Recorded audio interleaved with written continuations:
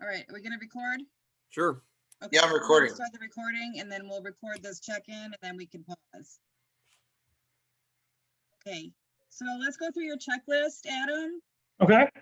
I see your team sign. Your field is a little bit small. What's wrong? What do you do with the field?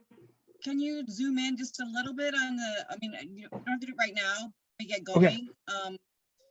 So to help us out, I mean, we can see your field and it's beautiful and what it's really challenging to see, you know. Sure. It's a little far away. When I shoot the video, if I walk around and do a zoom in like that, would that be all right? Yeah, just kind of keeping the same location as your camera that's trained right now. Just get a little closer. Okay. The camera angle should be about the same. We don't need it to be moved around as much, except for at the end to make sure, like if something is questionable, it's moved. we'll need to Right, get close right. up to that. I was planning when the run's over to go to each of the roles and check where it's at with the Yeah, I mean, camera. if it's not real obvious on the video, I mean, if we can see that the robot's moving the roll, we don't need to necessarily see that, you know, train on that roll. But okay, so just and then is the pit table nearby in the field as well, in that field of view? I'm sorry? Is the team table where they'll be sitting to do the programming? Is that Yeah, that's gonna be right. If you look the sign above it, there's a table like right there. okay? All right, sounds good. And then you've got the scoring forms Yes. and the projector violation report Yes. and the roll marker jig. Are you going to be using that to set up your I've got my jig right here. and the measuring tape? Okay. And Yep. then I see your table and your stacks. Black paper. You've got roll markers, the reinforcement or stickers. Okay. And I can hear you. Okay. Now, when you get into that area there, are you going to maintain this connection or are you just going to switch over to that other one? I'll maintain this one, and I mean I can move that computer that closer to zoom in. Okay. I've got my phone that I can bring that into. Okay. Yeah, just so we're trying to reduce the amount of actual like online screen Devices. Yeah, but that's okay. We'll figure this Okay. out. Okay. Normally the team just logs in with one and that's fine too. So we're trying something new here. Then you got you show me the recording device. I see your team sign. Do all of your team members have their consent form? Yes. Hard copies? Okay, I can Yes. pull that up too, but the robot size has been checked Yes. and the robot has a front label. Yes. Okay, perfect. And then you're acting as a location judge today? Correct. Okay. All right. Do you have any questions for us before we get started? One quick rule clarification with it. If I've got a stack of toilet paper rolls on the robot, if I stacked 3 high at the end of the round, right? And that's on the robot, not touching the table. How does that get scored? I'm going to defer to the game judge team. Okay, so Elmer, I just want to make sure that you, I'll try and field the question, but Elmer, I will make sure you listen and make sure you agree. Yeah, sure. I would say if it's stacked on the robot, it does not count as stacked. Okay. It has to be on the table. They all Okay. count as moved, right? It'll count as moved, yes. Okay. Perfect. So yes, they should probably not wait until the very last second to unload their stacked toilet paper. Right. Right. Do you agree with my answer, Elmer? Yeah. We had a question regarding junior or senior. Starting, Mary Ellen has 2 teams. We're going to run them simultaneous. If that makes sense.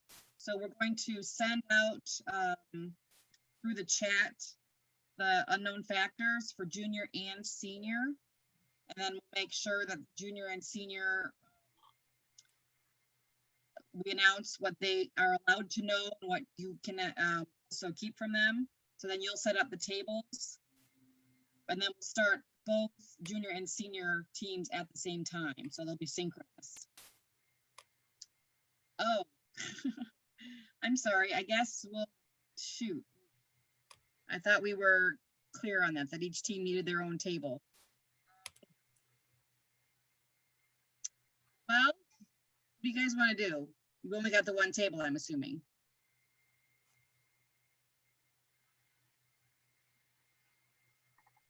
Yeah, I mean, we can. Right.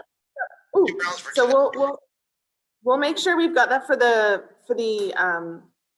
2 weeks from now when it's Well, but the your competition is going to be video, so I don't know if Jenna needs you to have 2 tables.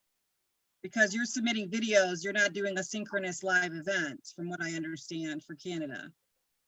Okay, so I'll So- make contact with Jenna and find out, because we've just been using like because the senior and juniors practice at different times, so we've been okay with one table. Okay, So we'll sort that. Yeah, I Alright, mean, so- for today, we could probably just do junior round, senior round. What do you think, Chris? Sounds like we're gonna have to if they only have one table, right? Unless they have a second table Yeah. they can set up. in the Yeah. next So we'll Yeah. do, so one Hour or round so. junior, one round senior for today.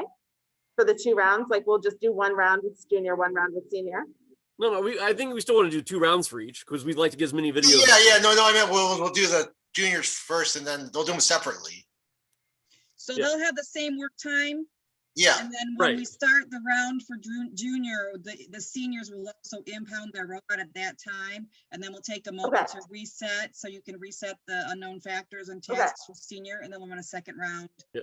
Second run. Okay, For so senior. on my end, I will give both teams their information. I will set up junior round. Juniors and seniors will both impound their robots. Junior will play, reset for senior, senior will play.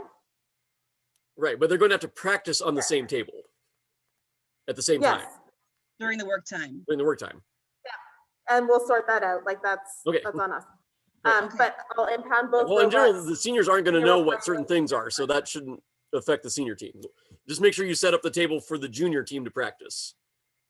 Okay, perfect. Okay, Elmer, I'm gonna let you check in Pam's team. I'm gonna bring in the other group, the other people in the waiting room. So if you want to take over okay. checking in Pam, and then Mary Ellen, we'll check you in just a minute, okay? All right, you ready, Pam? Okay, we are ready. You've got your, Here's our checklist. okay. Right, you've got your score sheets, Yes, violation form, yes, um, Ooh, that's perfect. jig for the yes, stickers, table set up correctly. yes, Oh. Okay, and then got your internet connection with the charged batteries. Yeah. Yes. Yeah. Don't change any more numbers. Okay, yep, you got your view, you've got your second device for, Because then I'll start. Yes. saying different Okay. things. It's not reading the directions. okay, let me, sign consent forms. yes, Okay, you've checked the robot size. yes, Do we have a way to measure distance on this table? Okay, yeah, just a second. They're okay, checking. you've got the judges. Right, so judges and volunteers are ready. Yes, we have a location head judge and we have a location judge What? today. Okay. Yeah, you're set. Okay, thank you.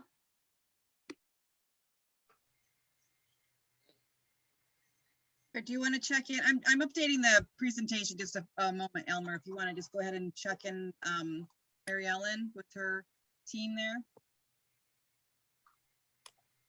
Okay, yeah, Hi, you ready to check? Did you have 1 or 2 teams? we have 2. Okay, well, I guess we can do them simultaneously if that's Guys, too okay, confusing. just 1 second, Okay. sorry. All right, you've got your score sheets ready. Yep, violations report. Are you gonna use the marker jig or No, they're not using jigs. what's that? They're not using, sorry, they're not. Okay, that's using okay. jigs. I mean, if you got a tape measure or ruler, that's fine. Okay, your game fields are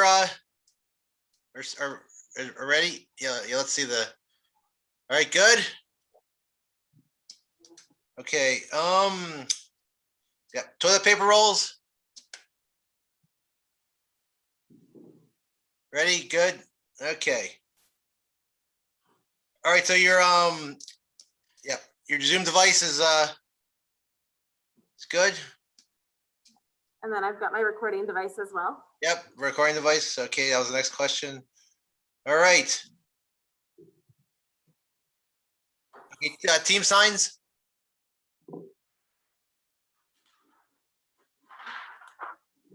Okay, great. Consent forms, you completed those? Yeah. Okay, very good. The robots have passed inspection.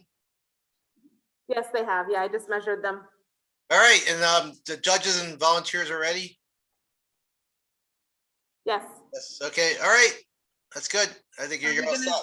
We Thank need to make sure that we can see the game field in her view.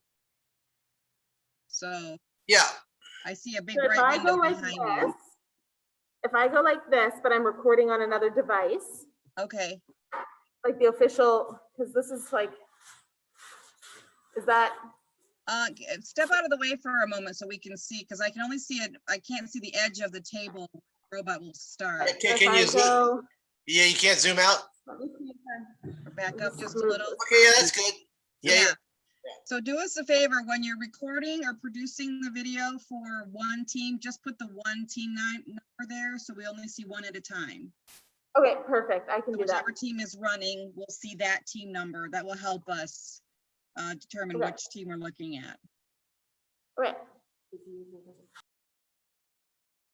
Okay, I think all the teams are checked in. Thank you, Elmer, for that. I was looking at a little bit, making a tweak on the Okay, yeah, no problem. presentation.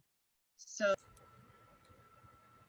all right, thank you everybody for joining us today. We are producing our Stack event. This will include judge training and an actual live competition. Thank you to the teams for participating today. I've already checked in all of our fields. Our teams are all ready to go. So we are really happy to be here. Robofest is a program of Lawrence Technological University in Southfield, Michigan. It was founded in 1999 by Professor C.J. Chung. And if you'd like more information, we have our website, robofest.net, and we also encourage you to join our Facebook page. We are streaming live today on Facebook, so it's a great way to keep up with what we're doing. Today's schedule, we started our check-in for our location head judges. We checked our microphones and cameras. We are officially all checked in, and we're right on time for our opening with our announcements. Then we'll introduce the location judges, and we'll go through the judge's oath. And then we'll go to a contestant pledge. We'll take a group photo. So if everybody at that time, once we're done with the judges, I'd like everybody on the line today to turn on their video at that time, and we'll remind everybody then. And then each team will introduce their robot, and then we'll start the judge training presentation officially at 1:30. So, Wait, Shannon? yes. Yeah, there's a chat comment. Someone's having trouble hearing you. Because is everybody having trouble hearing me or just one person? I mean, Yeah, I think it's one person. I just want to do a quick check. Is there anyone else having problems? It's a little soft. I mean, I have my volume set up to max. Yeah, Shannon is low volume. Elmer sounds louder. okay, well, let me see what I can do here with my volume. I'm not sure why that's happening, but I apologize for that. But we can hear you, so. Okay. All right, I'll just get a little closer to my laptop here. How's that? Better? Never again. I'll use my announcer voice. Yeah. So the judge training should last about 30 minutes, and then at 2 o'clock, we will unveil the unknown factors and tasks for round 1. What did that tell you, Xander? Then it needs to go forward a bit more. Oh, just a little bit. And then around 2:45, we'll take a short 5-minute break. And then we'll unveil the unknown tasks for round 2. And then we'll do a wrap up and closing around 3:35. We should be done around 3:45, 4 o'clock, depending on how many questions we have. Yeah. All right. Our announcements today, we have our online game qualifier events scheduled. We are always looking for teams to participate. So teams that are thinking about coming to an event like this in the future, please take a look at the schedule. These are the game events. There are other events too if you're interested in Bottle Sumo or Exhibition or RoboMed or Robo Arts. So please take a look on our website. Robofest Online World Championship events are scheduled starting in August, Fridays and Saturdays through the end of September, and then we will finish our season with our award ceremony on Saturday, October 1st. I hope all of you can join us. The events will run from 8 a.m. through about noon on these days, and that's to accommodate our international community. We are still offering scholarships and grants. The RoboFest scholarship at LTU is for anybody who's attending LTU first-year students. They can apply for a $3,000 annual renewable scholarship. The deadline for this is May 1st. They've extended that this year from April 1st, which I'm very happy about.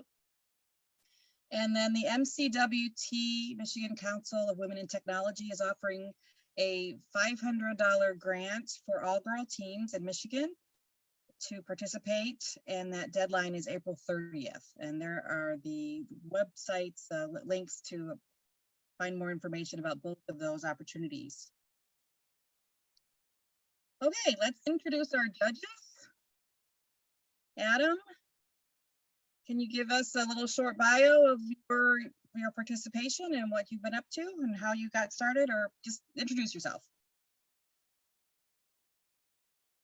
I'm going to turn off my, I'm going to stop sharing for a moment. Okay, I'm Adam Dre. I run the robotics program at Napoleon High School. I'm a math science and computer science teacher here. We participate in the VIX program, and this is our 4th or 5th year doing RoboFest. Great, thank you so much. Pam? Volume. Hi, everyone. My name is Pam Sparks, and I am a coordinator with RoboFest, but I am also a STEM educator in the state of Michigan for over 30 years. With me, I have Jane with Troop 1402, and she is being trained as location judge today. Hello. So glad to be here. Thank you so much. And then Mary Ellen? Hi, this is Mary Ellen Wilcox. I do STEAM coordination here at Wrestling Netherwood School, and this is our 3rd year with RoboFest. Wonderful. Thank you so much.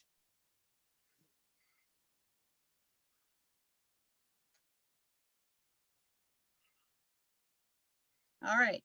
So we've introduced our judges. Now we're going to run through the location judges oath. Pam, would you like to read this for us? You got such a beautiful announcer voice too. Location judge's oath. On my honor, I agree to serve today as an official location judge of a RoboFest online event in a completely fair and impartial manner for this global event. I personally commit to this responsibility with no conflicts of interest, direct relationship to the teams, or predetermined expectations for the outcome of the competition. I understand the spirit of RoboFest that students solve problems and adults, coaches, parents are not allowed to assist during the competition. I have read the stack rules carefully, understand them clearly, and will make my evaluations based on the rules. After the competition, I will submit videos and scores with integrity. Thank you, Pam. All right, we have 4 teams online today. Thank you again to all of our teams. I'm going to stop sharing again and let the teams introduce themselves, and then we will read through the contestants pledge again for that. So let's hear from Junior Game. Game on.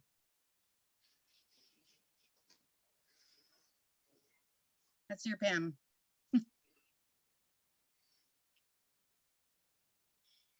If somebody else would like to go first, we can, Oh, there we go. Tammy, get your team ready because your octopus gripper team is next. We So just- Pam, go ahead and introduce your team. Hi, I'm Alexander. Hi, I'm Matthew. That's a robot. If you're with Troop. Oh, we're with Troop 1402. Boy Scout Troop 1402. Thank you. Octopus gripper, let's hear your story. So we are Octopus Gripper. I'm Alex. I'm Jeremy. We're team, We're from New Brunswick, St. John, Ross St. Edward School. the first year. That's our first year. Great, thank you. Thank you for coming. Rage Against the Machine, let's hear from you. Hi, my name is Seth. I'm a participant in the Napoleon Robotics program. Show me your robot. And this is our robot. That's great. Thank you. And then Team Crane. There you go. Oh, hi. Our team is called Gray, and I'm Boyton. I'm Jenny Song. And I'm Shanti. This is our second year, and we are from Ross St. Edward School. Thank you so much, New Brunswick.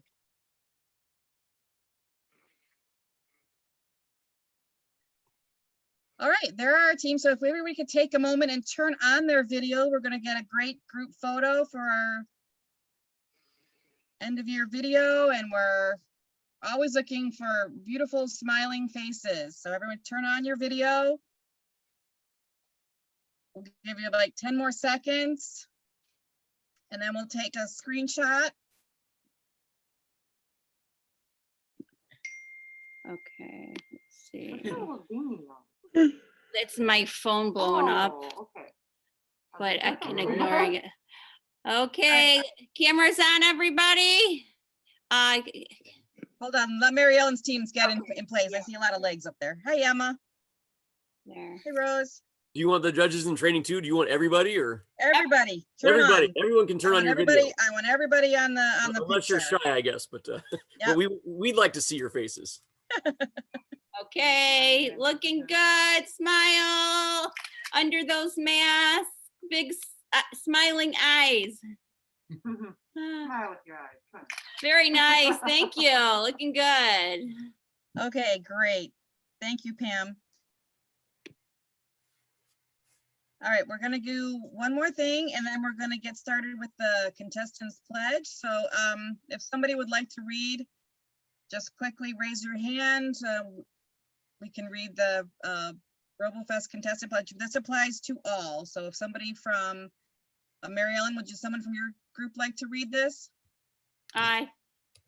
Xander is ready to read. Okay, go ahead, right ahead, Xander. We can't see this. You want to show the slide? Hold on one You got second. it memorized, right? Yep, sorry. Okay, it's all right. I thought I was on the wrong thing. So There we go. great, it's not.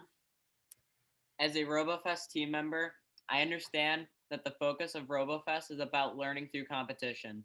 I will show personal integrity by honoring all Robofest rules, valuing fair competition, and respecting judges and all other participants. I will do my own work. I will not receive outside help from coaches, mentors, electronic devices, or other sources during competition, and I will strictly follow impounding procedures. I pledge to make the online Robofest 2021 great by upholding the spirit of Robofest. Thank you so much. All right, we got a little bit out of order here with the photo. And the team introduction, so I'll fix the presentation later. So we've already gone through all that, and now I'm going to turn it over to Dr. Cartwright. He's going to provide the judge training official today.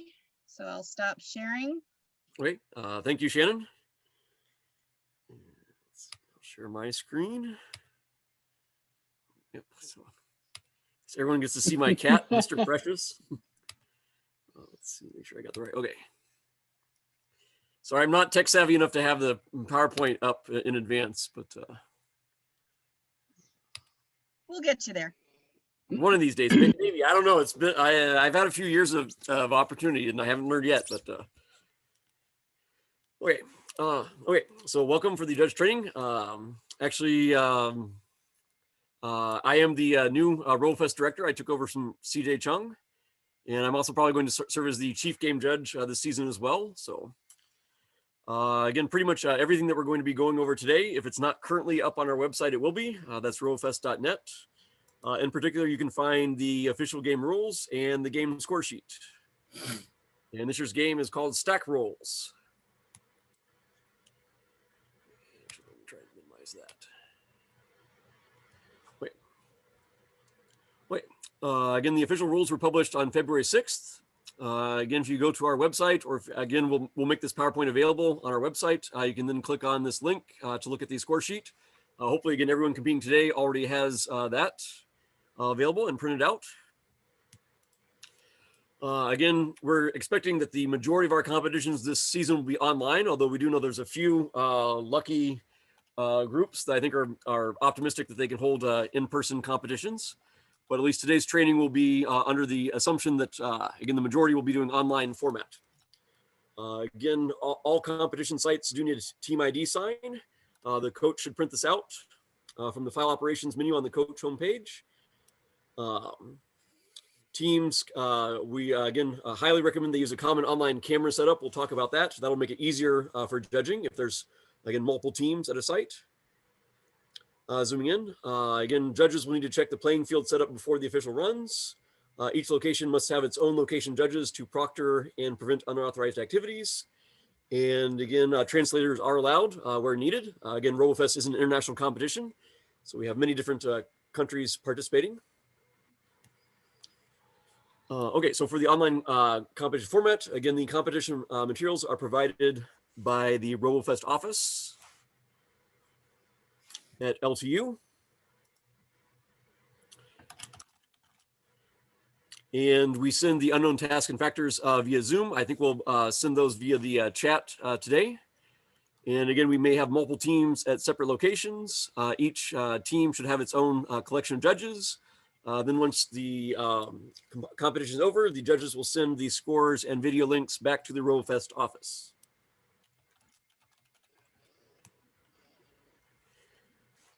Okay, then for the location setup. Again, basically, again, once the competition starts, after opening ceremonies, again, we encourage parents to leave the location, or again, or at least maybe go to a separate room so that the kids can practice unimpeded. Again, events, if possible, we'd like them, to be live streamed so that, again, the spectators can watch the events. Again, we ask that each team have like a common camera setup. So again, if you see in the middle here, again, hopefully you'll have your camera with the playing field. Typically, we'd like the bottom left corner facing the camera to be the start zone where the robot is. And so then the black piece of paper on the playing field, the target zone should be on the right side as the camera is facing the playing field. And ideally, the team table will be behind the playing field. The recommended number of judges per site is 3. You can get by with only 2. You definitely need a location head judge that is logged in via Zoom. And you also need a location judge that has a separate device for video recording. And again, both devices should have a microphone and, of course, camera capability.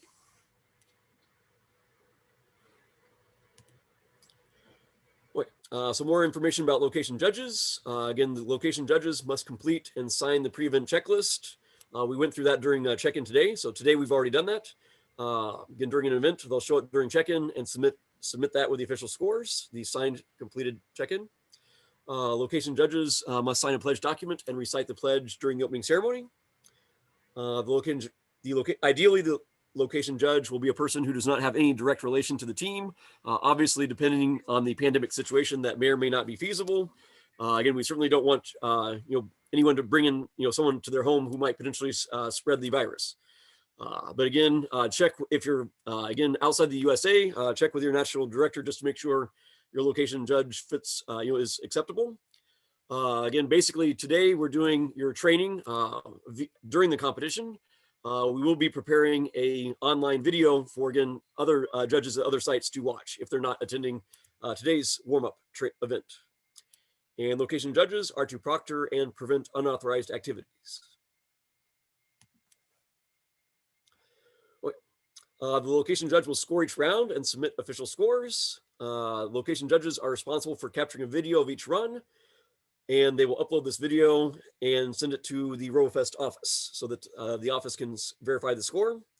The video, again, at least must make it clear, again, that this was a live run.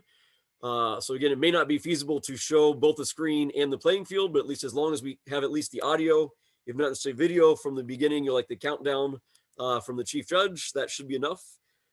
And again, the ending, for instance, should be also clear that it was taken again during the live event. We ask that you upload the videos within 1 hour of the end of the competition. Again, if there's any technical issues, just email us if you need more time, but hopefully that will give you enough time to upload these files. Again, they may be rather large. That's why we're allowing this much time. Again, here's at least what the pre-event checklist looks like. So again, if you are a location head judge, you'll need to fill this out for the team that you are the judging. And again, certain events, again, we recommend that you do prior to the event, at least a day in advance or so, or at least maybe a few hours in advance. And then again, just prior to the event, there's the bottom part to fill out. And location judges need to print this checklist and fill it out. And again, pretty much all forms for a game can be found at our website. Again, this PowerPoint will be available, and you can click the link there on the right of the slide for this checklist. For online event timing, again, all teams will start simultaneously. Of course, that's assuming typically, again, you might be like all junior game teams or all senior game teams. The site host will be the official timer. So again, all teams competing will need to listen for the official site host to give the countdown. Local judges will use the Robofest start signal via their online connection, typically via Zoom. The local judge will enter an estimated time on the score sheet. The official times are going to be determined by the site host after the event, again, when the site host reviews the videos. Keep in mind, there are no reruns, so please, if you're recording, just let the recording keep going if anything funny happens. The judge should not instruct the team to pick up the robot until either the robot has fallen off the table or the end of the run. And again, the team and the timer can determine if the run is ended. Again, teams basically can stop anytime they want to. We'll say more, of course, about if the robot does fall off the table, teams are allowed one reset, maximum one reset. Robofest reserves the right to make judgments and score adjustments after review of team submissions. Here's a synopsis of the game. So again, the task this season is to move toilet paper rolls to the target zone, reviewed by TZ. Highest points will be given if basically for the higher the stack is. So ideally, all the toilet paper, all 5 rolls will be stacked in one tall stack, as you can see in that bottom picture. For a game round, there's a maximum of 2 minutes allowed. There is one full reset allowed, and we'll explain more about the full reset. For Robofest game, all the tasks must be done autonomously without any external help. There will be some unknown task and factors, UTFs, unveiled just before the 30-minute work time. This will include information about the starting location and orientation of the robot. Again, some locations of the roles, more for juniors, fewer for seniors. And just a warning to teams, it's possible that new items and landmarks may be added on the table for the game-ending task, probably especially for the online world championship. Would be most likely that that might happen.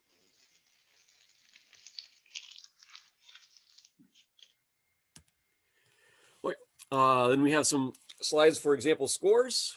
All these again are only the scoring of basically the stacking or location points. So for instance, in addition to the scoring, teams also can earn 2 points as long as the robot stays intact, and the game ending task is 10 points. So for stacking points in the top picture on the left, again, none of the toilet paper rolls are stacked, so there are 0 stacking points. For location points, again, if you look at that top left picture, there is 1 toilet paper roll completely in the target zone, so that earns 7 points. There are 3 toilet paper rolls that are only partially in the target zone, so each of those earns 3 points. And then the 5th toilet paper roll is unmoved. So the total score for that top left picture is 16. And again, on the right, you can see all the possible values for stacking points. Basically, again, primarily you need to first look at the tallest stack, whether it's 2, 3, 4, or 5, and then look at the second tallest stack. And basically, if it's 0 or 1, you don't have to worry about it. If the second tallest stack is 2, then of course that can affect the scoring. And for the location of the roll, main things for judges to check is the toilet paper roll completely inside the zone for 7 points, or is it only partially in the zone, 3 points, or is it moved for 1 point? Then looking at the example on the bottom left, here, right, we have 2 rolls completely in the zone, 1 roll partially in the zone, 1 roll that's actually moved. Again, as long as it's moved from its original location, it counts as moved, and 1 roll unmoved. So the points, at least just from stacking and from location, should be 18 for that example. And again, for all these, they could earn additional points, up to 12 additional points for staying intact and the game ending task. We'll say more about the game ending task later. Wait, we have, I think, about probably 8 or 10 examples. So hopefully these will get hopefully help answer maybe some of the questions that you might have, but we can hopefully maybe take questions at the end of this presentation, or possibly we might have to save questions while teams are during the work time. If my goal is hopefully to get this finished before 2 o'clock, so that we spend at most half an hour on this judge training. Wait, top left, right, nothing stacked. 1 roll totally inside for 7 points. Only 2 rolls partially. And 2 rolls moved. So the moved rolls get just 1 point. So that'd be 15 stacking and location points for the top left. For the bottom left, this was actually a little bit of a tricky case. Notice there are basically 3 rolls completely in the target zone. There's 1 roll partially in, and the final toilet paper roll is unmoved. One thing to emphasize about the stacking is, again, basically, when you count the height, again, the toilet paper roll that's on top of 2 rolls can only be counted as being part of 1 stack. So the tallest stack is 2 rolls, and there is no second tallest stack. So you can't like sort of get extra points with like putting a toilet paper roll on more than 1 base. So again, it only gets 20 stacking points, not 23.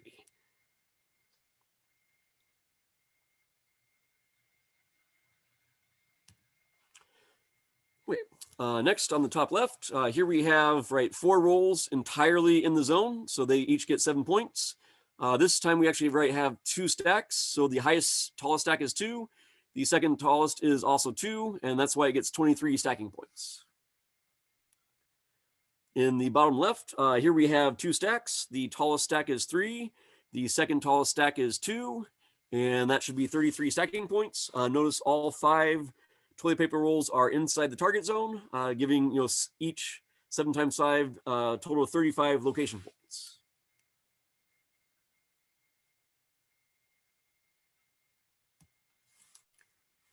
Okay, next on the top left, here we have the tallest stack is 4. Of course, if the tallest stack is 4, there can only be 0 or 1. For instance, I guess if the toilet paper roll would be moved off the table, that might count as 0. But again, the good news is basically anytime a stack is only 1 in height, it does not affect the scoring. So notice a stack has to be at least 2 in height to possibly affect scoring. So in this case here, since the tallest stack is 4, it gets 43 points. And you don't have to worry about the second stack. And of course, then finally in the bottom left, since there are only 5 toilet paper rolls, if all 5 are stacked, you get 53 points is the maximum amount of stacking points. And notice in this case here, all 5 rolls are completely in the target zone. Basically, at least if you look at the shadow of the toilet paper rolls going directly down, it's completely inside the target zone. So that would also get the each 7 points times 5, the 35 stacking points. And if this bottom left, if it stayed intact and completed the game ending task, it would get a perfect score of 100. It could get 12 additional points, 2 for staying intact, 10 for the game ending task. So these scores, oh, actually, sorry, even more, sorry. I have a couple more. I think these are the last 2 maybe. Yeah, okay. Okay, so top left, here we have, right, 2 rolls are completely in the target zone. The other 2 rolls that are stacked are only partially in the zone. So keep in mind, partially in the zone only gets 3 points instead of 7. And the 5th toilet paper roll has been moved for 1 point. But notice again for the stacking points, it doesn't matter where the rolls are stacked. They could be anywhere on the table and get stacking points. So for the stack, you just need to look at the height, not necessarily the location, as long as it's on the table. So tallest stack is 2, second tallest is also 2. So that gets 23 points. Then on the bottom left, notice the tallest stack is 3. The second tallest stack looks like it's going to be 1. Or again, the good news is if it's 1 or 0, you don't really have to worry about if it's 1 or 0. It's only if it were 3 and 2 that it would affect the points. And 3 with a 1 or 0, right, turns out to be 30 stacking points. And 1 toilet paper entirely in the zone for 7 points. And right, 3 rolls were moved. Actually, I'm oh, sorry. Okay, yep, sorry, I wasn't paying close enough attention. It'd be important for judges to notice that base was unmoved. Otherwise, they might incorrectly give 4 moved points. But right, it's just the 2 that were on top of the base are moved, as well as the one on its side. Or actually, the one in the target zone should be moved. I think there should maybe be 4 moved points on that. Wait, oh wait, sorry. Now I'm spacing out. I guess actually it can only get stacked or moved, not both. So sorry. Actually, I need to rethink about this one. Why it gets 3 move points. I think that might be an error. So I will revisit that. My apologies about that one. I'm thinking maybe it should get 4 move points instead of 3. So I'll definitely make sure we revise this slide and add it to an FAQ. So hopefully that case doesn't happen today, but I'll let you know. I'll think about how we should score that one, whether that's an error or I need to explain it differently. So I'll get back to you on that one. Wait, we have 4 demo videos currently available. I think in the interest of time, we'll just play at least one right now. We can, the other ones we might have a chance to visit while the teams are working on the robots. We'll have 30 minutes while the teams are working that you can ask questions about the game, and we can go over any FAQs, whatever, if there's stuff that I have not addressed in this training.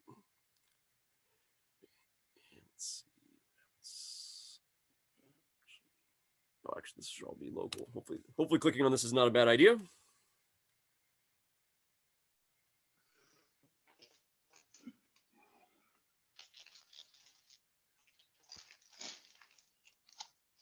Or we'll see if it takes too long to load. I might try and run it. I've got YouTube open separately.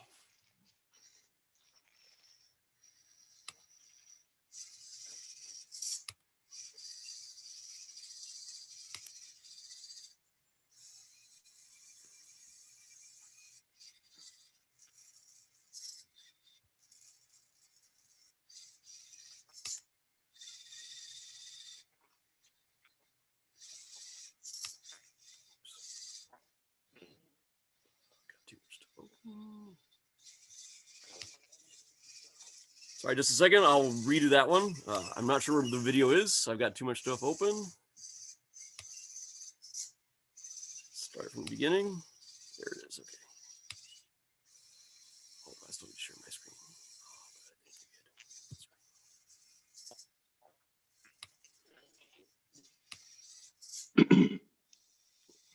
screen. Back.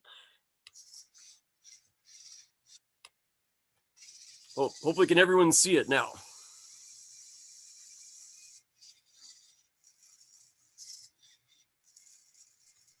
We can see it. Thanks.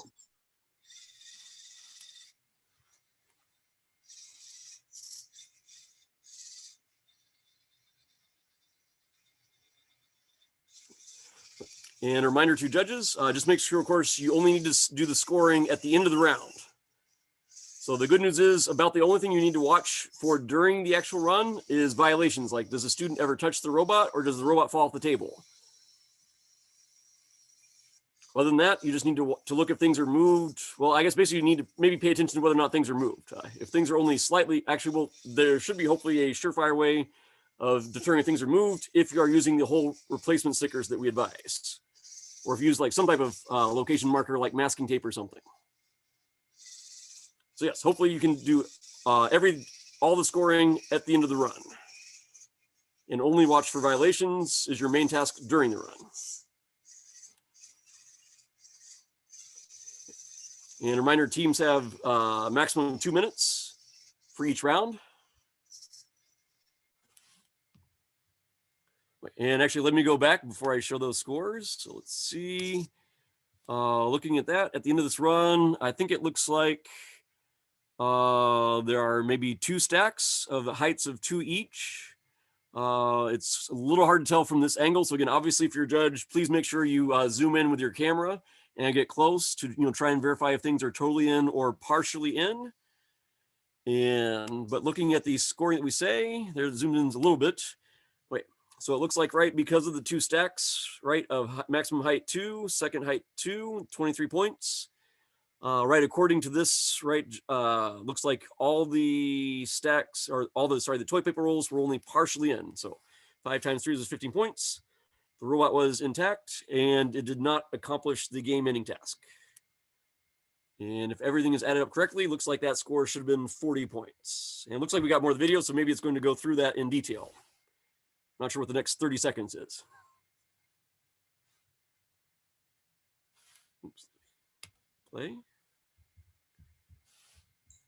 Yeah, I think that's it for the video, Chris. That's it. Okay, okay, maybe just leave that up there for 30 seconds. Okay. Okay, and we have other videos. So again, there's 3 other videos, but I think I don't want to hog the floor too much. So we can come back if we have time, maybe at the end of the presentation, or again, we might have a chance to watch some of these during the work time. And again, this PowerPoint will be uploaded on our website where you can watch the other videos to try and make sure you agree with the sample scoring to get an idea about scoring. And one of the main purposes of the warm-up competition today is we'll be recording and preparing additional videos based on what happens today. So hopefully in addition to these 4, we'll get some good videos from today that can also assist with our judge training. Okay, next slide, differences between junior and senior age divisions.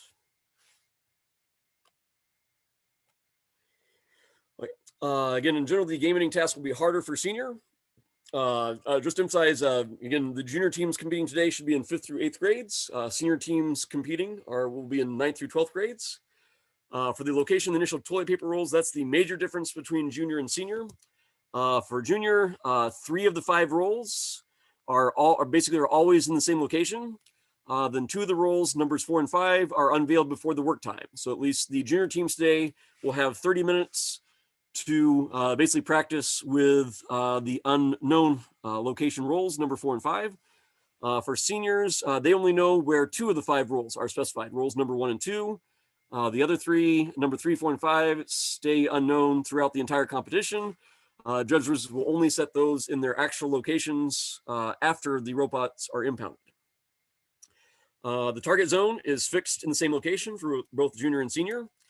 Number of toilet paper rolls is the same for both junior and senior 5. For junior, they are only allowed 1 onboard computer controller. So again, judges should check for that. Seniors are allowed there's no limit on controllers, onboard controllers for seniors. Vision sensors are not allowed for junior. Vision sensors are allowed for senior.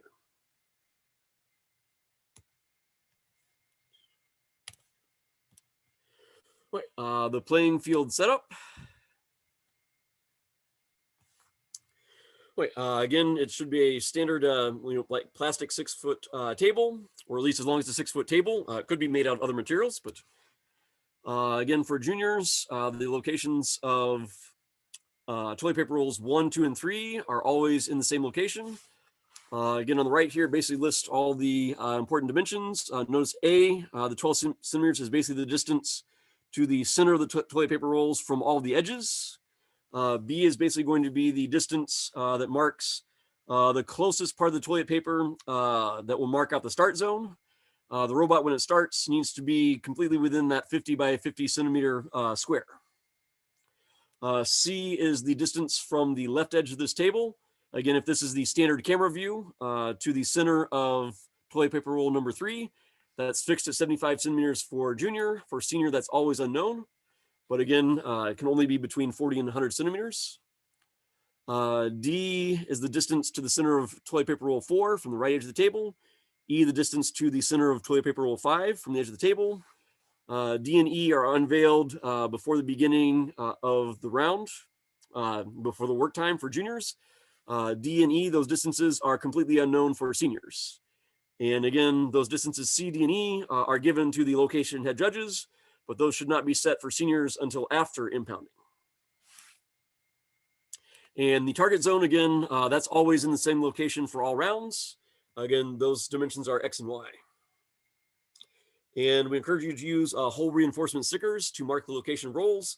Masking tape could also work if you don't have easy access to those stickers, but we've at least found them to be convenient.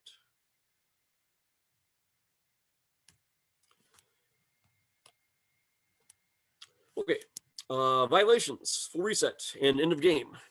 When any of the following violations occur, judges shall stop the gameplay immediately to avoid further disruption of the field. If a human touches the robot or playing field materials, that is a violation. Again, once this robot starts moving, the player cannot touch it. If the robot hasn't moved, then for instance, the players might, if they accidentally press the wrong button, as long as the robot hasn't moved, they could keep pressing buttons. If the robot falls off the table, that's an automatic violation, again, or if any part of the robot touches the floor. These tables, again, should basically be directly on the floor, not raised up. Any other illegal activities that the judges determine would also, again, the judges, again, would determine if that constitutes a violation. But the two main violations either be the robot falling off the table, or again, any part of the robot touching the floor, or again, any time the human touches the robot or playing field once the robot has started moving. Teams are allowed a one-time full reset in the event of any violation, but they do receive a penalty.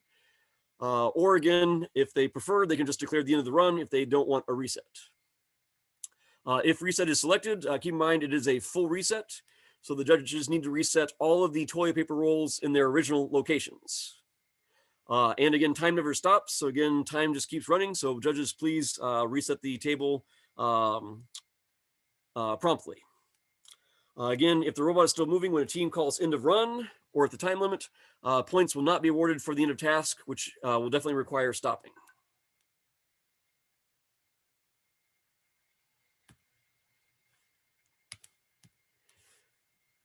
Robot specifications. The maximum size is 50 by 50 centimeters.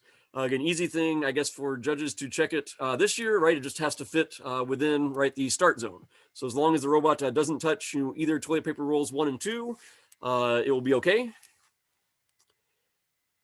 And again, that needs, of course, include any expansion. So the robot is never allowed to be bigger than 50 by 50 centimeters in terms of length and width. There is not a height requirement this year, and I think, at least I noticed, I think one of our warm-up robots took advantage of that fact. Again, all the wheels for driving must touch the table surface. Again, no restrictions on height or weight. Any type of number of sensors or motors, as long as everything is safe. Any material robot kit can be used. All teams do need to have a Robofest team ID and name tag on the top of their robot. Teams also need to have a label identifying the front, since again, part of the starting orientation will be specified and the front will need to face at least some direction. And to achieve the game ending task, more than likely, especially at Worlds, they'll possibly need a display screen. For today, that may or may not be necessary, but more than likely for at least if you make it to World Championship, you'll probably definitely need a display screen.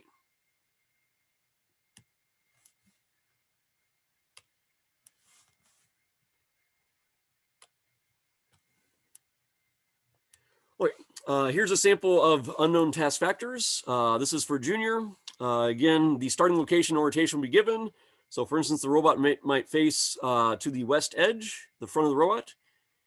Again, for if this is junior, right, the location of roles number 4 and 5, D and E will be given. The game ending task, for instance, might be the robot needs to stop with at least one sensor on hovering over the target zone. So that's an example, junior unknown task factor. An example unknown task factor for senior. Oops, so go back to that. Again, here the robot, again, it might be, this is actually the same starting orientation. So it's possible they could be the same, but they could be different. Keep in mind for senior, right, the locations of roles 3, 4, and 5 are never unveiled. Only the locations of roles 1 and 2 for senior are known. In this case here, the game ending task is coincidentally the same for both senior and junior. But in general, they may be different. And of course, you'll get separate unknown task factors for both rounds 1 and 2, which could be different for each round. Okay. Next, the scoring sheet. Okay, and again, this file can be found at our website. Again, all teams competing today should have, the location head judges should have already received this and hopefully print out at least a couple copies for each round, or maybe at least one copy for each round, 2 copies total. Okay, so this is what the judges need to check at the end of the 2 minutes. Right, so again, first thing they should check is, again, the stacking height. First look for the height of the tallest stack. Is it 5, 4, 3, or 2? Then check the height of the second tallest stack. Is it basically 2 or 1 or 0? But if it's 1 or 0, it's the same number of points. And of course, notice if the highest tallest stack is 5 or 4, you don't need to worry about the second tallest.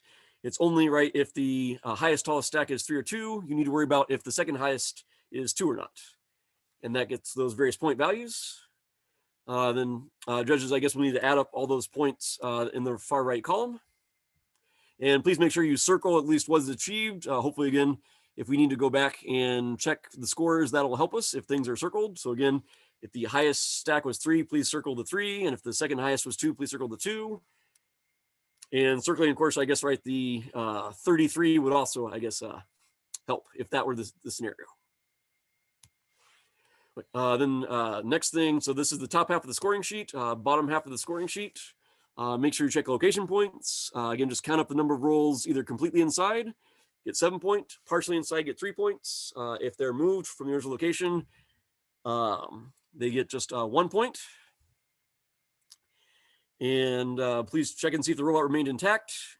So that's 2 points. If they ask for a full reset, they're only allowed a maximum of 1 reset. If they ask for that 1 reset, it's a 3-point penalty. The game ending task is 10 points. The total score is probably 100 points, but I guess it might be, trying to think of situations where it might be larger, but I'll probably add that in the FAQs, how you might get more than 100 points. If the total score is 100 or more, we ask that the judges record both the time left and the time elapsed. But the good news is, at least since we're doing video recordings, we'll actually probably, again, try and get that information from the videos rather than worrying about if the judges watches the timer like a hawk. Wait, that's the score sheet the judges need to fill out. Wait, how to determine if a roll is in, partially or completely in. Basically, a toilet paper roll is only in if it's completely in. Rolls are allowed to be basically moved sideways is okay. Basically, judges, what you need to look for is kind of like the shadow of the toilet paper, whether that is completely in. So for instance, in the far left, those are all situations where they would get the full 7 points. A toilet paper roll will be partly in if any part of the roll is not completely inside of the target zone. And again, that would count the shadow. And again, we're looking at the projection of the toilet paper roll to make that decision. So hopefully it'll be fairly straightforward whether or not something is in or partly in. Keep in mind, basically, the edge doesn't really count. So for instance, in the middle center, if only, like basically at least some part of the toilet paper roll has to be at least in the target zone to count as being partly in. Then one thing that might be, hopefully we can make it easy is if a roll is stacked on top of another roll, it's the location, it's whether or not the bottom roll is in or partly in determines anything stacked on top of it. So you only need to worry about the shadow of the roll on the base. So for instance, in the top right, if the base roll, if its shadow is not completely in, then both it and anything stacked on top of it are only partly in. In the bottom right, notice in this case here, the base roll is completely in. So even though the shadow of the thing on top of it is not completely in, because the base is correct, you get points for completely in for both rolls. So for stacked rolls, it's only the base roll determines whether or not everything in the stack reads this, achieves the same amount of points. So if the base roll is in, everything stacked on top of it gets in points. If the base roll is only partly in, everything gets only partly in points. And we hope at least that by stating the rules this way, hopefully this will avoid possible confusion. So we hope that making this, defining things this way, hopefully there won't be too many questions about whether or not things are in or partly in for scoring purposes. The next, how to determine if a roll is moved. And keep in mind, this only achieves either 1 point or 0 points. This is one of the reasons why we encourage the use of the hole replacement stickers. When you set up the toilet paper rolls, again, the center should be centered as much as possible with the sticker exactly in the center. Then basically, as long as you can still completely see that sticker inside the middle hole of the toilet paper roll, it will get 0 points. It's only going to be if that sticker is partially or completely covered that it gets moved points. So on the slide, the 2 toilet paper rolls on the left get 0 points. If it would look like the 2 toilet paper rolls on the right, it would get 1 point. So hopefully it'll be fairly easy to tell whether or not a toilet paper roll has been officially moved or unmoved.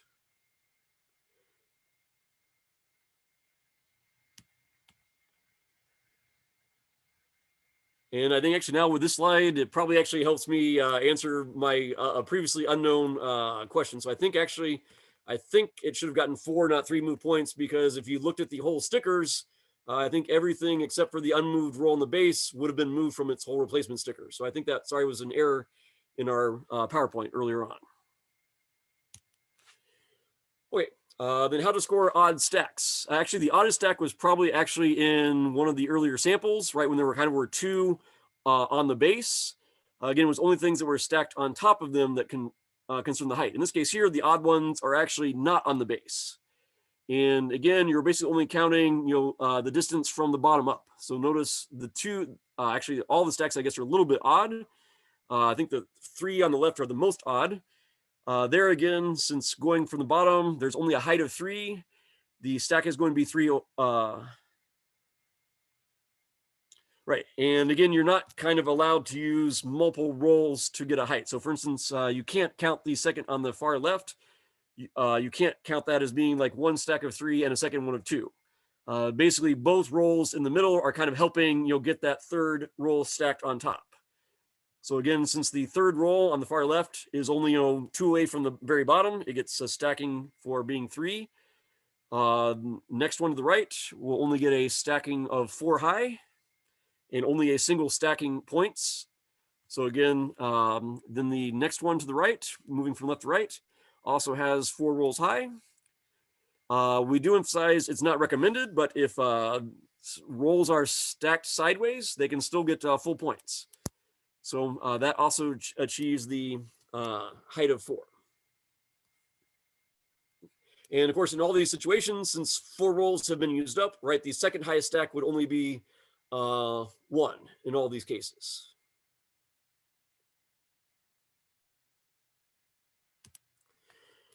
Rules to determine winners and tiebreaks. Again, the winner in each A division is going to be determined first by the average score of the 2 rounds. Then if a tiebreaker is necessary, first it's the best score, then the highest time left. Finally, if 2 teams have the same best score, same average score, same best score, same highest time left from the best score, then a rerun would be the third tiebreaker. Okay. And there's a sample score there. But I realize I'm running past my allotted time. So I'll move on. Hopefully the next slides, we just have a couple more. But we can talk about at least this scenario maybe during the work time. But reminders, general rules, and restrictions. Again, proctors are looking for violations. Again, keep in mind, Robofest, this should be student-only work during the work time. So coaches or parents, basically anyone who's not a team member should not be in the pit area or communicating with teams, either verbally or electronically.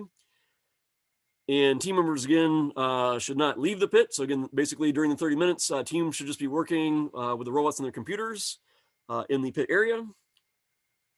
And again, once robots are impounded, again, there can be no more work on the robot.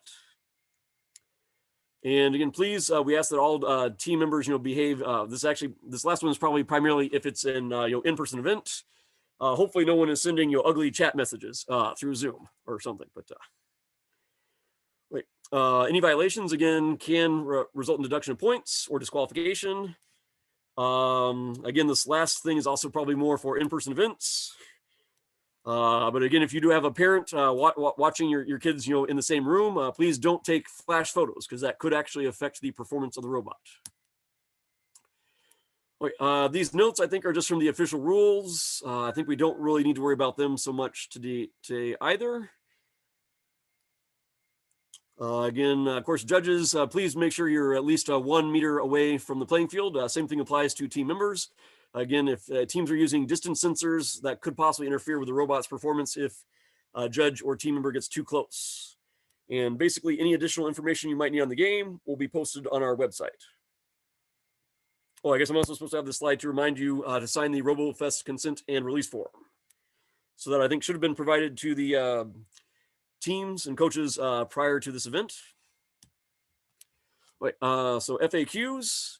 Again, basically, if roles are still in the robot when the game ends, they are considered only as moved. So they do not get stacking points. So make sure you unload your toilet paper from your robot if you want to earn the stacking points. It's okay for roles to be pushed by another role. If a player fails in starting the robot, they can retouch the robot to start. If robots are touching or holding roles at the end of the game, that's okay. But again, they'll only get the moving points. Roles do need to be unwrapped for official competition. Again, you want to make sure, of course, all teams have basically the same size or at least similar size and weight within our specs toilet paper. And again, they all need to be unwrapped. And we strongly recommend extra rolls on hand in case rolls are damaged during the rounds. With one reset, you might want at least 4 rolls for your official round, 2 for each round. Okay, and again, questions. I think I'll probably save questions until we start teams on the work time. I don't want to take any more time, but we definitely will make sure we take the time to answer any questions you might have. Please make sure you go to our website to read the official rules. And again, if there's anything that we don't address during this warm-up event today, please send us an email at robofestltu.edu.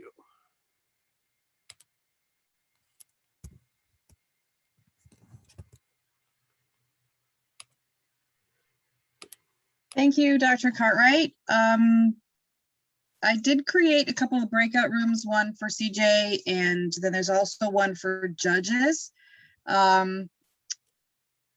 So when we start the work time, Chris, if you want to hop over to the judge Q&A breakout room, you can perhaps answer questions. I will stay on this side and make sure that I proctor and answer any questions that come up from the teams.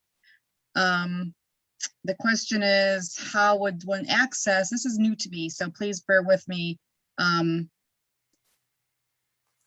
think you go to your list. I think you can assign yourself the breakout room. I did not assign them automatically, so. Did you open the rooms yet? I did. Okay, because usually what happens when you open the rooms is Like you're in position 2. you get a pop-up. Like I would get a pop-up, but if you click the manual choose option, then I think the judge should be able to choose for themselves. I think I set that up so everybody can choose on their own, because there are people in the breakout rooms already. CJ and Michael are in that one already, so. And- Okay, Yeah, when I click join on it, at least for me, hopefully it's not because I'm a co-host. It'll allow me to either click yes or no. okay, so I just see it now. So Okay. so someone on my end would have to click on the button that says breakout rooms, and then they Correct. have the choice of which one to join. Okay, Right. so yes, if you'd like to, once we start the unknown factor and the work time, Chris, if you want to jump over to the judge Q&A and answer any questions there, maybe for 20 minutes, and then we'll bring everybody back over to watch the round. So don't, we kind of keep a timer on that one. Yeah. I'd also like to introduce Daniel Oliver. He's our official timer today. I'm sorry we didn't introduce you earlier. So he will be maintaining the time, the 30-minute work time for the teams. And he'll also be announcing periodically how much time has elapsed or how much time is left. So they will know. And then he'll also be timing the 2-minute runs. Now this event today is going to be run a little bit differently than most events. Normally we would run all teams simultaneously. But we have a situation where the Canada teams they have one table. Their event will be actually run through video, so they didn't have one team per table. So we're going to actually run 2 runs, a junior run and a senior run. So the senior teams, you can run either the first run or the other senior team can run first 2 minutes or the second 2 minutes, whichever you like to do. But we're going to have 2 separate 2-minute runs after each work time, but the robots will be impounded, so they won't have any extra work time. They'll just have to wait for the first run to then. Actually, I think we should run the senior team second, so we don't have to, Yeah. All senior team second. Okay, so the 2 junior teams will run first run. So please, we'll impound at the same time, and then the senior team will. So Adam, if your team could wait for the second run, that way we're just working at on the junior and the senior. Does that make sense, Adam? Yeah, that's fine. Okay.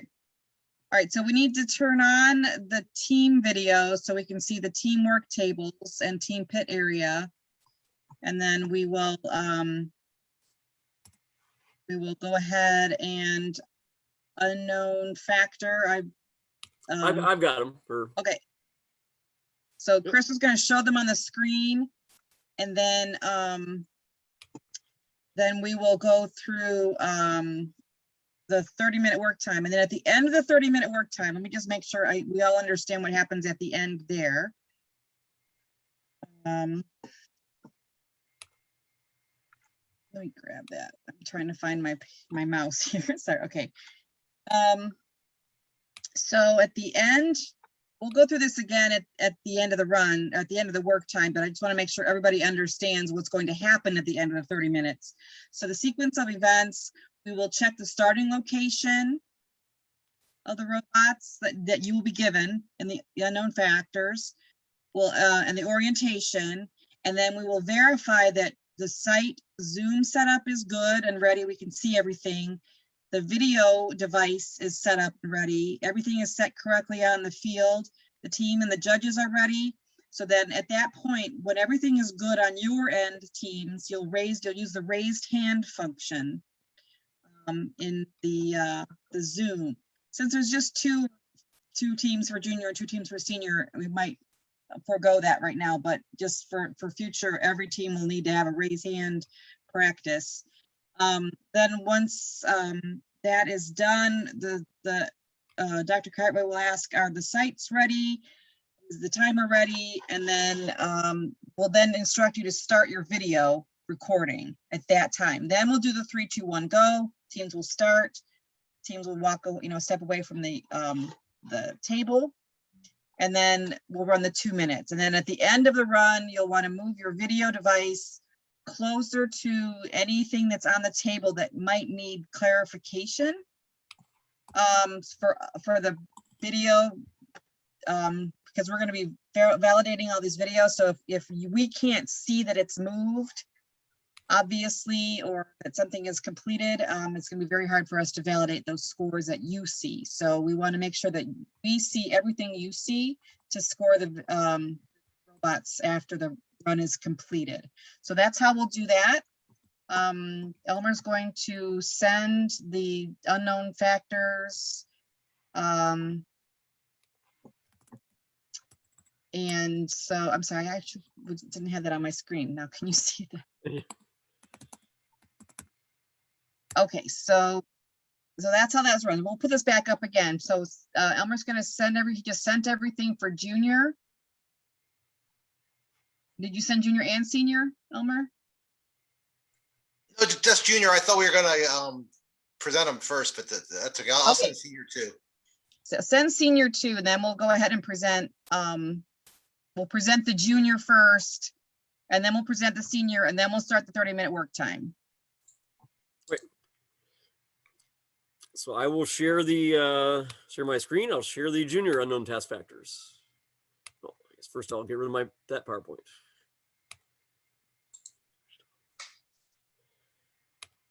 Hopefully this is round one. Okay, there we go. Okay, so for round one,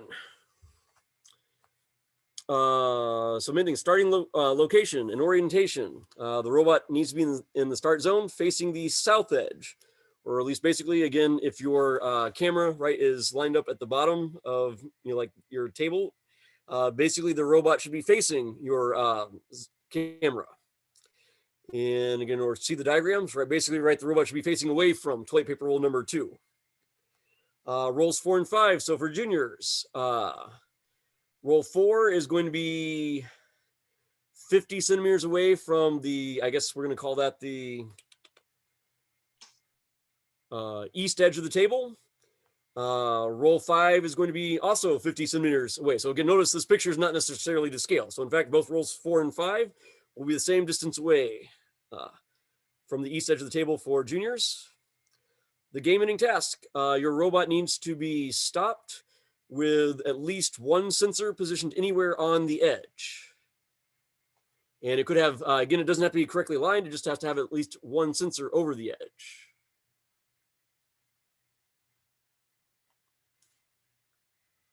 Is there a question in the chat, or? The question was, when can they start to measure the for the markers for junior? They can start setting up junior tables now, I would say, yes. Yes, you can start measuring. Hey, Chris. Yeah. How's it going? Well, fine. We just unveiled junior factors. Yeah, yeah. Mm-hmm.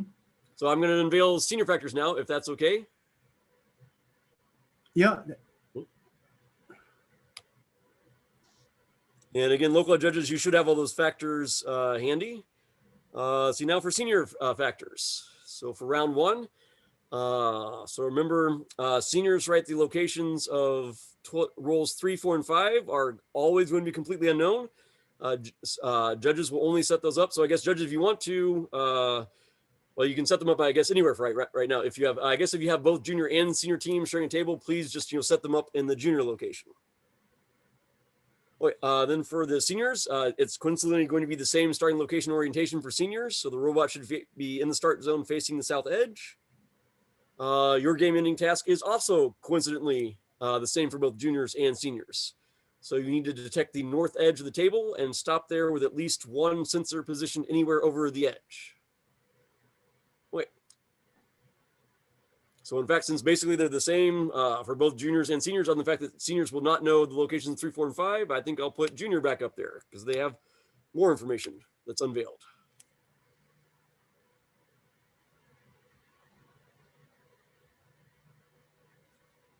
The coaches were provided the details for rolls 3, 4, and 5 in the files in the chat. So please do not share that with the teams. Page 2, basically for senior. But that was what you'll need to do once the robots are impounded. We can review that with the judges if there's any question. But we don't want to unveil that to the teams at this point.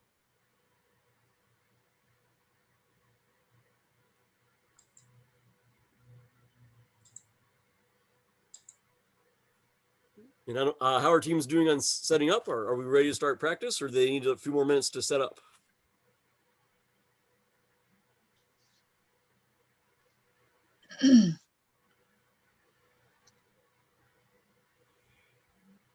Chris, I'm gonna stop your screen That's share. fine. I can stop myself. Sure. Okay, just so we can see all the teams. So all the teams that are doing the work time, we should be able to see their pit area. So we can see the students practicing as well as programming. Yeah, so I think I only see 3 of 4 playing fields at the moment. Well, there's only 3, Oh, there's so only 3. Oh, right. Well, there's only 3 fields. You're right. 3 fields, 4 teams. 4 teams, right. 2 teams Yep. are sharing the same field. Okay. Okay, that's great. Thanks, Mary Ellen. So I guess, are they set up for the toilet paper rolls? Is everybody ready to start the work time? They're Yeah. probably all muted, so they probably can't hear me. Oh, you're ready? All right, so we will start the work time and then Chris will jump over. There's a couple of people waiting in the judge Q&A breakout room. So Chris, if you want to come over, just keep an eye on the time and Yep. come back in like 20 minutes or sooner. Yeah. And then if we need to go back in there later, we can do that, but we want to make sure that you're participating in the follow-up and the sequence for starting the round. Okay, so shall we start the 30 minutes? Sounds good to me. Okay, you ready, Daniel? I'm ready. Okay, you can start. Okay, so teams, you have 30 minutes. I will be in the breakout room, and I guess Shannon or Elmer can come grab me if I'm needed out here in the main room. Sounds good.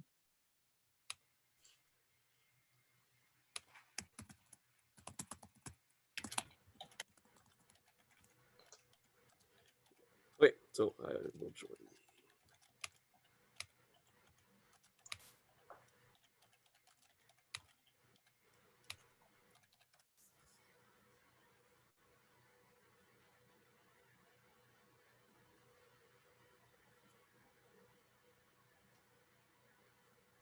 The teams want to unmute their videos, their Zoom logins. That way we can hear a little bit of the action in the background. That'd be great. You guys need to stay on camera or else they can't verify. So just careful that you're staying around, okay? Okay, so they want you to stay in that area. E is 50. So same with you guys. Can you guys move, like put your chairs, get around the. So I want my senior team by the gray table, and then you guys can kind of do the other gray table. So let's try.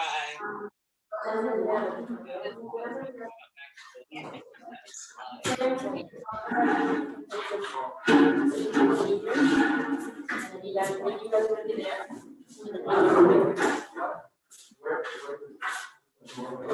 Guys, just bring the water back upstairs.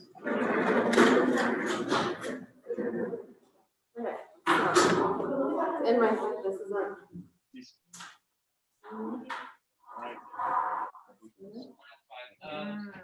So.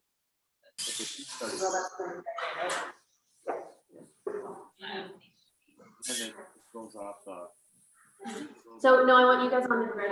Here. On site, on camera. brainstorming.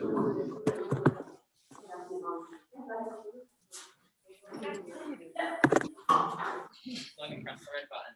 I would agree.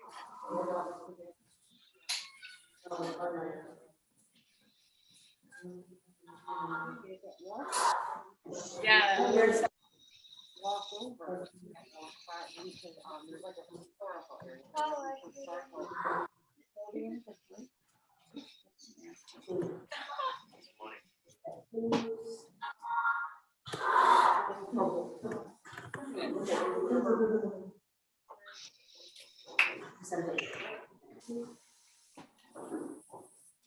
Are there someone on Larry's number? Are there someone on screen? I'll put the names there. It's on my brain. Can't see anything. Oh, sorry. That's good. No, you need to be trying to. So they know this, right? And they'll tell me those three numbers after. Just that. Also.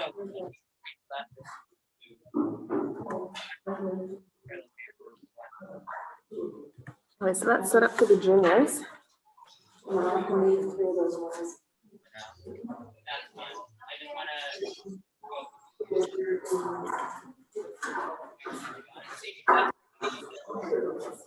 Just gonna switch them to gallery mode, if that's okay. Might be.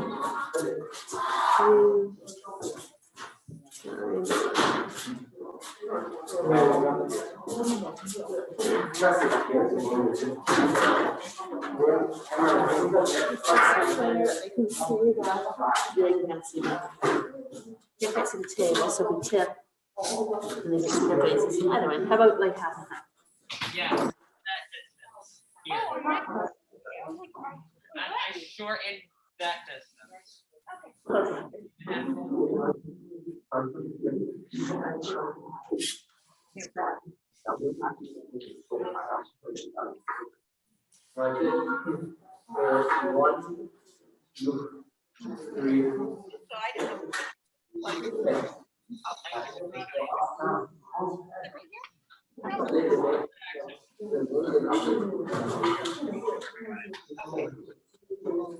Oh, yeah. I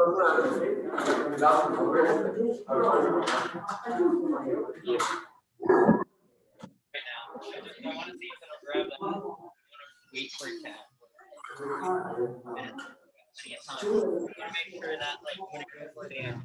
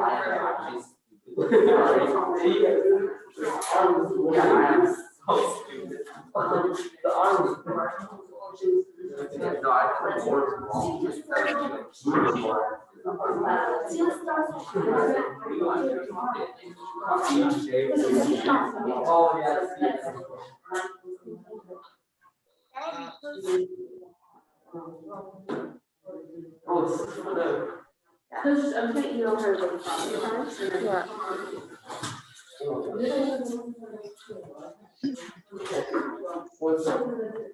Okay, yeah, so that's fine. I just need.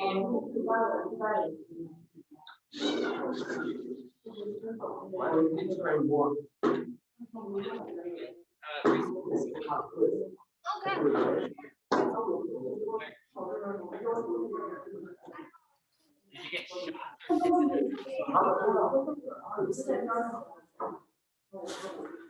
I just start parallel, you know that means. Yeah.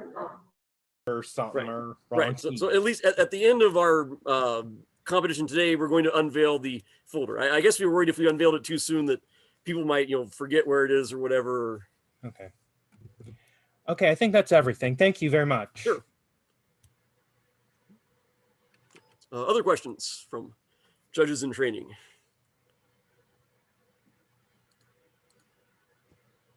Let's not forget, John, where were you from? Oh, I'm from St. Pete, Florida. St. Pete, okay. Let's see, have I made? I was in St. Pete, Florida a few years ago. Were you a judge? And Yeah, when we had our yes, I World was a Fest? judge for two of the games. Yes. Okay, so I've probably met you then. It's just I'm terrible at remembering names. Yeah, I'm the same way.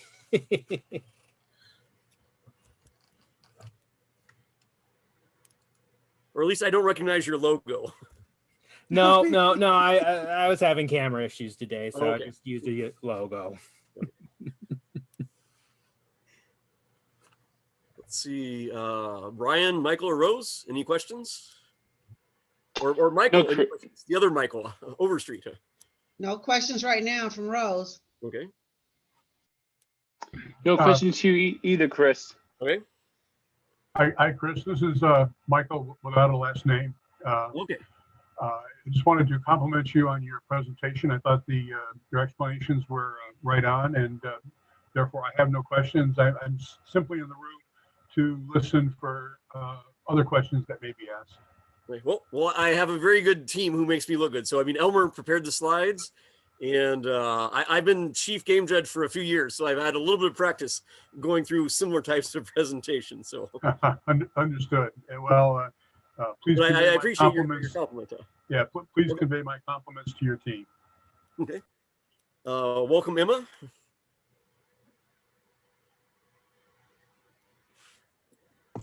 Thanks, Chris. Did you have any questions, or just curious to hear what we're chatting about? Just wanted to, first, I just wanted to see how the teams set up the room, the locations. Okay. I was very interested in that and seeing where everyone should be or not be. Okay. So that seems to be something should be emphasized because it wasn't quite, there was too much going on. I think would be a distraction to the teams. Okay. Yeah. Right. So I mean, so you were worried that today some of the warm-up teams might have had too many people around the playing field area, or? Yeah, because that would be something I would emphasize to the teams to make sure the distractions minimize. Yeah, but this is the first time around, so that's good. Right. And can you go over the scoring sheet, because that was interesting as Okay, to if there's only one stack, don't even bother to count. Correct. Yes. Well, we tried to do that hopefully to simplify things. Yeah, that did simplify it. If there's not two stack or Right. more, don't look at nothing else. Well, not quite, but if that, so it's. Okay. So do you want my slides in the stack or the actual score sheet? Sorry. Yeah, the score sheet itself. Okay, I think I've got that up too. I've got lots of stuff up, too much stuff up. Let's see, is it this one? No, oops, I clicked on the wrong thing. Okay. Here it is, okay. And if I'm understanding this correctly, the location judge will be scoring the team and sending in that score. The other three judges who are going to score the video and look at the location judge sheet, and they're going to determine the final score. Well, there doesn't necessarily have to be three judges verifying the final score. Ideally, there's three judges on the site with the team, physically present with the team. And then it would be up to the site host, I guess, how many eyes they want to have, reviewing, the videos.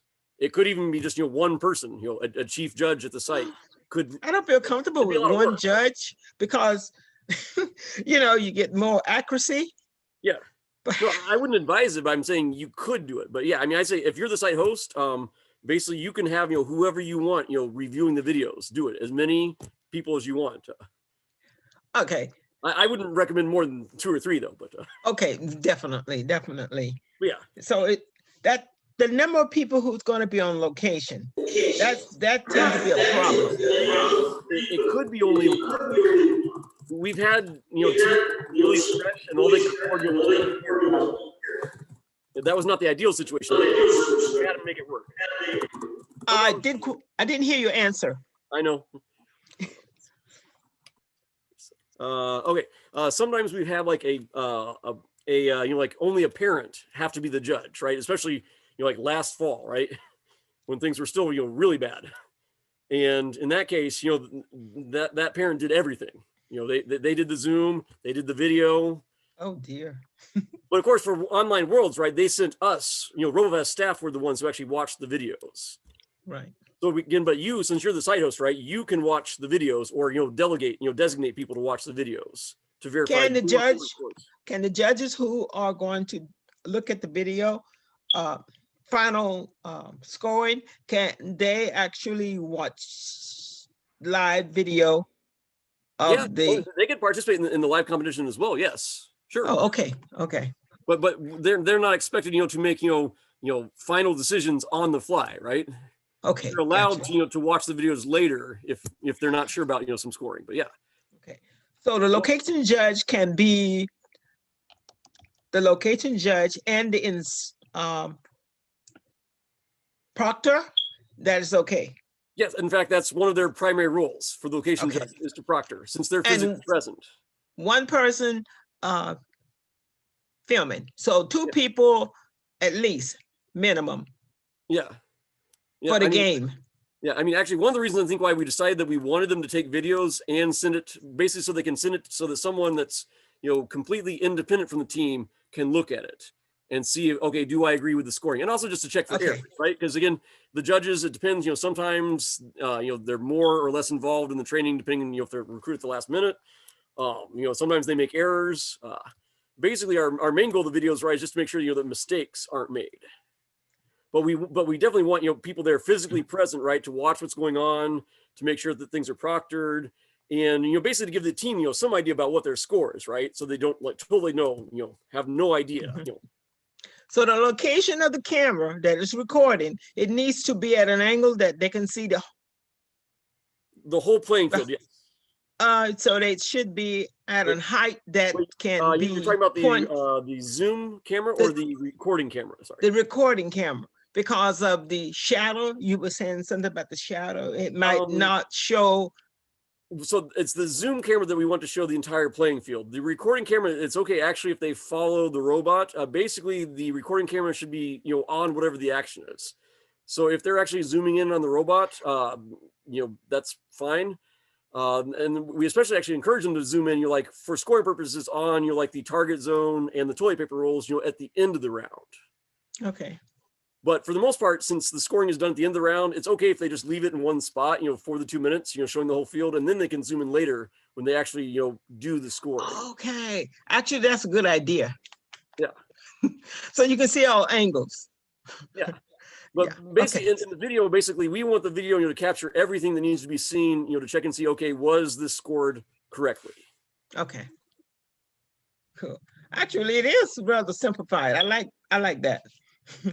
Yeah, I have a question. Are you saying there will be two cameras or one camera? Well, so there should be a one, Zoom device, right?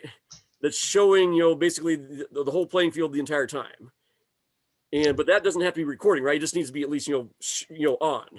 Then there should be a separate device, not connected to necessarily connected to Zoom, right? That only does the video recording. And that device is what we want, then to capture the.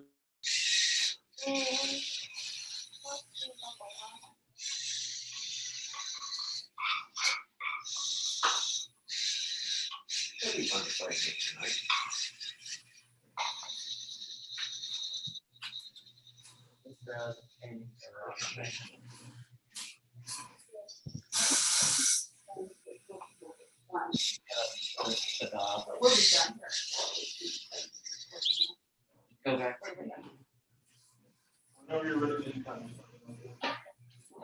Yeah.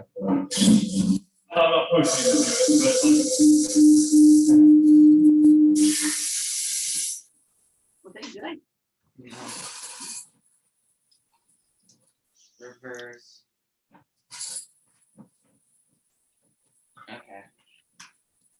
That should be good. Down there. Well, I was doing wrong.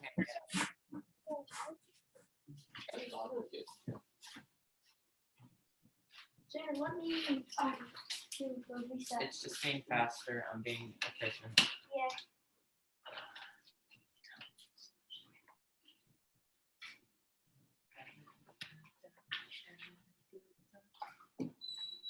I'm just being there. Back up. There. Be pretty right on the edge. That's how we want that.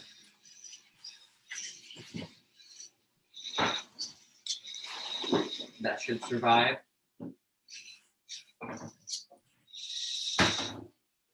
That will survive. Nice.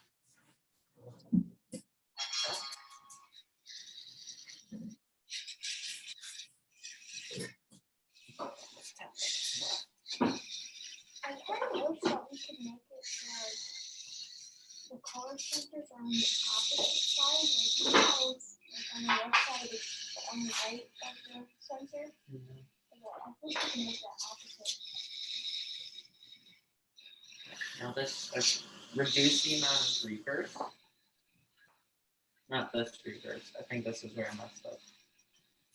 Yeah, I didn't change that reverse by accident. I changed this reverse though. Yeah, that angle. Everything okay, Shannon? I didn't change the angle. Chris, there's a question about the grace period. About the what period? Grace period? Yeah, is it a 10 minutes after the timer runs out, or is it? Oh, you mean for impounding? Yeah.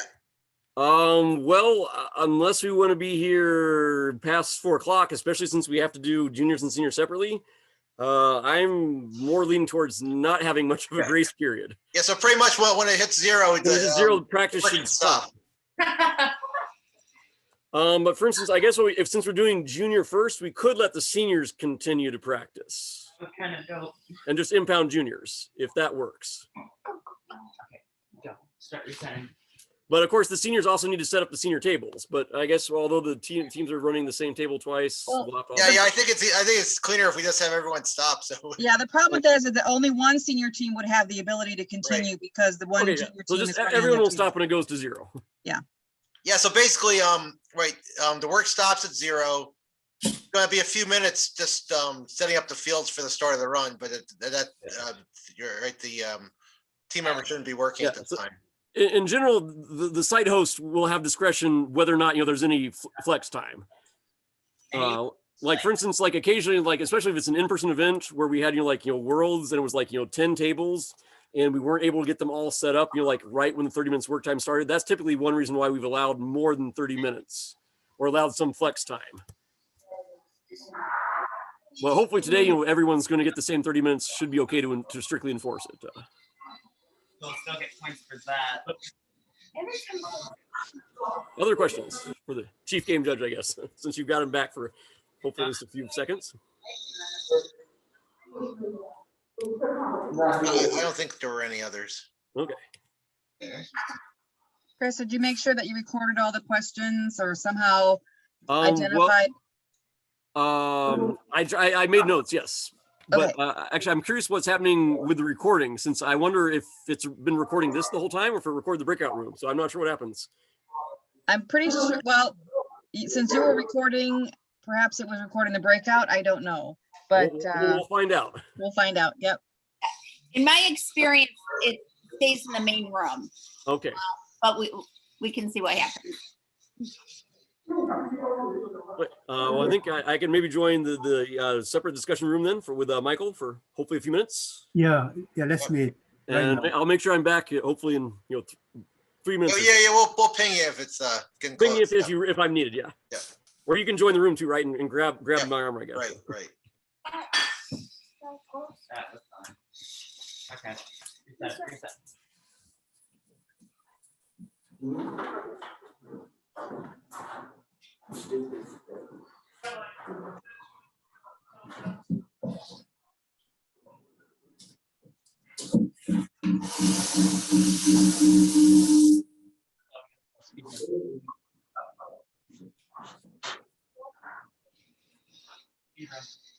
Just pretend we're playing. I need to step away for a moment. I'll be right back. Okay.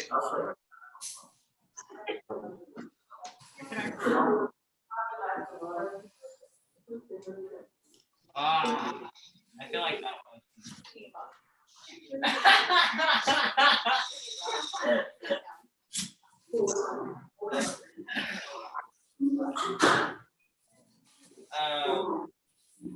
Actually, I want to see this distance because that was probably fine. I think it was just robot position we had. So I didn't change that degree, but it was robot position. Yeah. I know how.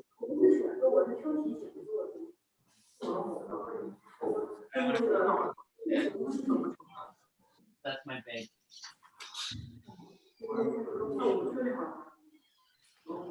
See if you guys are.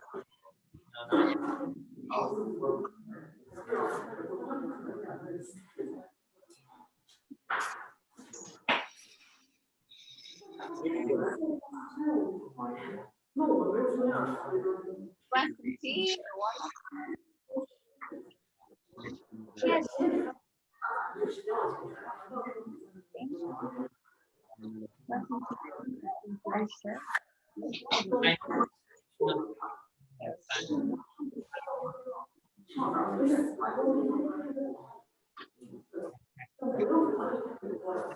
On Saturday.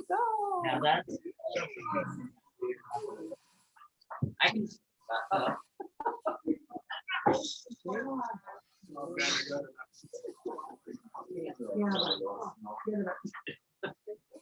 I'm gonna go back outside. Right.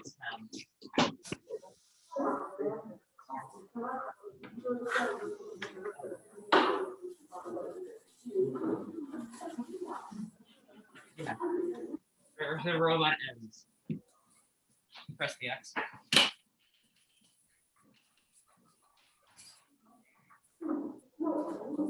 Teams, you have 5 minutes remaining in work time.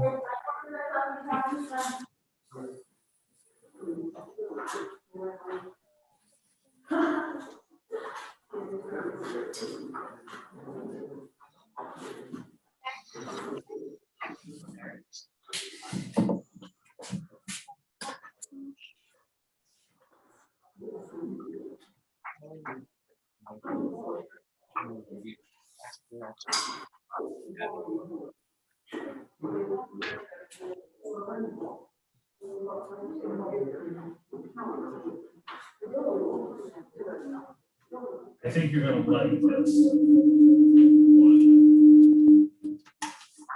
Well,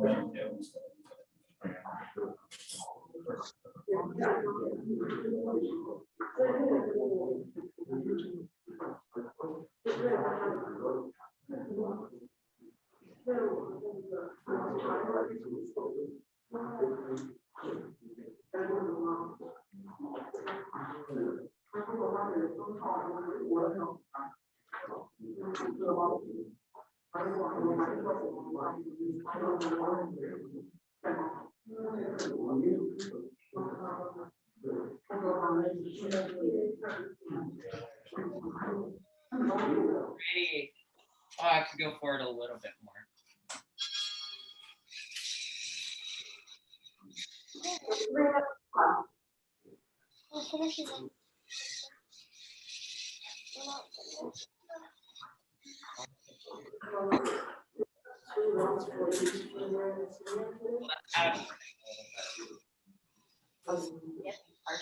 Yeah. Yeah, that's partial.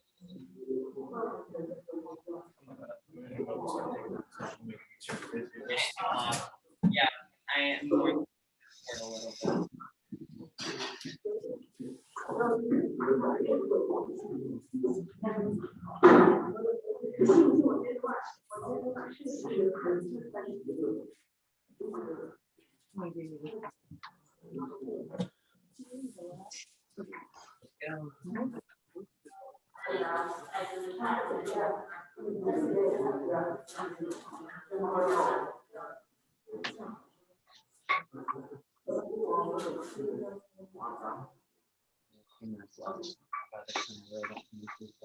Probably time for, yeah.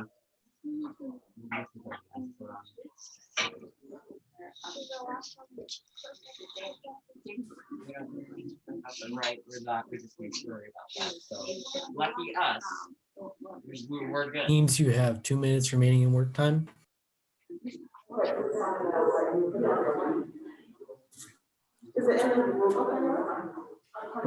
Is it in the rules?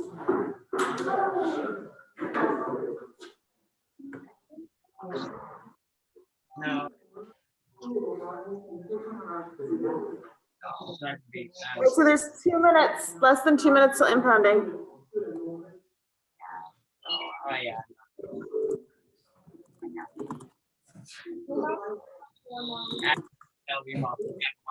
I'm in time, but I don't know. You can determine it. Every single one I've been having so far. Aside from inconsistent terms, but that's right, not nearly as bad as. Okay, so we will impound your robots, maybe just over here in 1 minute.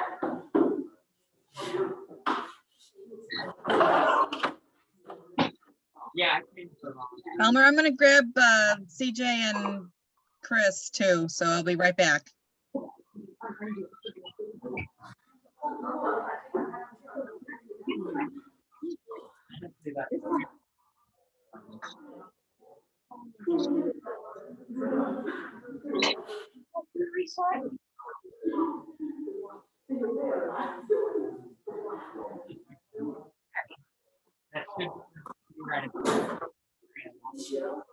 All right, so you got 20 seconds. If you're not going to do anything, then I'll impound your robots now.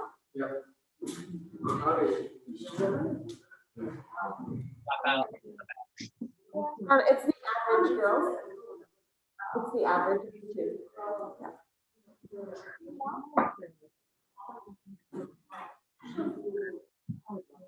Yeah. All right, and that's time's up, ladies and gentlemen. Can you bring your robots over here, please? Yeah, we'd like everyone to impound the robots in the start zone unless you're sharing a field. And then location head judges, can you set up the roles for start of round 1? Okay, so we need to set up. Why don't you set it just right here? Okay. Do you want us to mute our volume right now? Yeah, no, I think it's okay.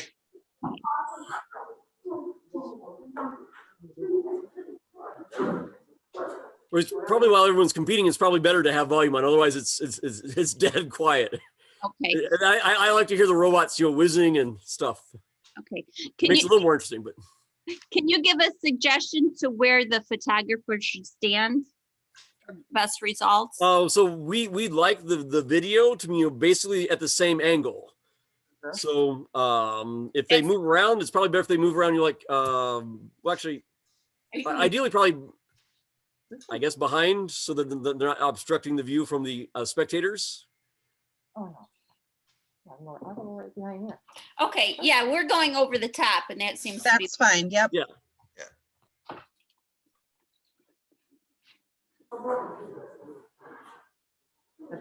I guess the main thing is whoever's video recording it, just make sure you pretty much always have like the robot in the shot so that we can see what the robot's doing. And of course, at the end of the round, make sure you get a close up, so we can verify whether or not things are partially in or fully in. Okay, check the starting location of the robots. Check. So can you place the robot in the starting location of the orientation? And then we'll check that over. Zoom is set up. Yeah, the video is set up. The roles are set up. Team is ready. The judges are ready.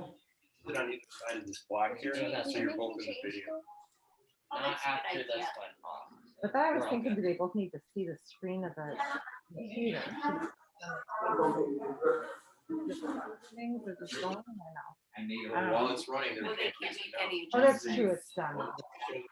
Yeah, I'm a newbie. yeah. I'm a newbie. When they're excited.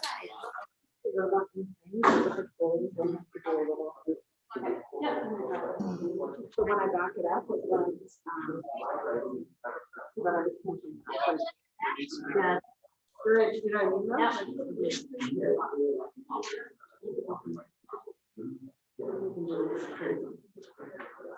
Don't forget, Shannon, did you want to go over this checklist, or is it probably okay if they Well, just I see think it, if the teams are ready to go, if they have everything all set, we're gonna go through, once I turn this off, we'll check the starting location and make sure everybody's working at from the start, the same start and orientation.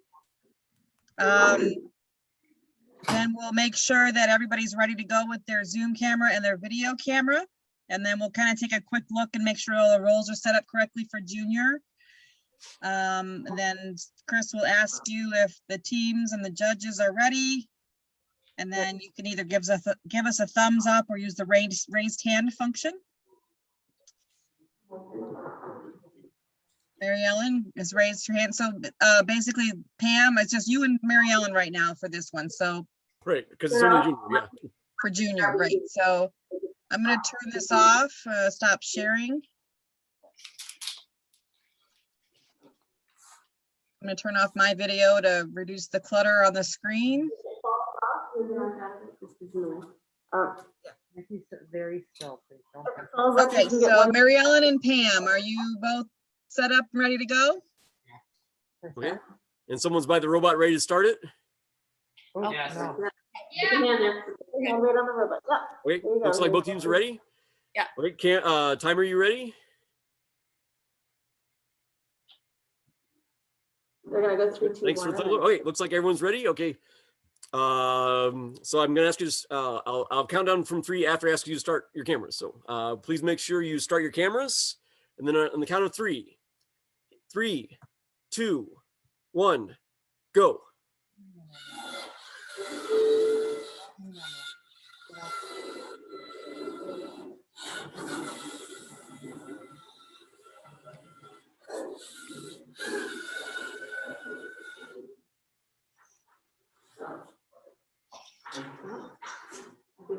And Jen, did you want to try and maybe spotlight both teams? Is that possible? Yep.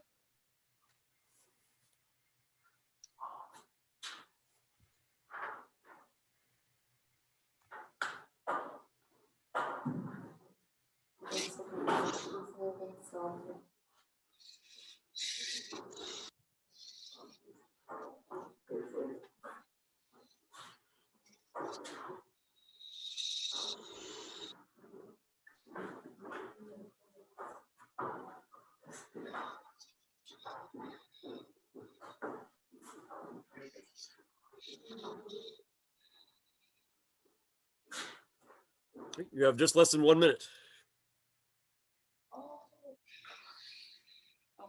It'll be okay.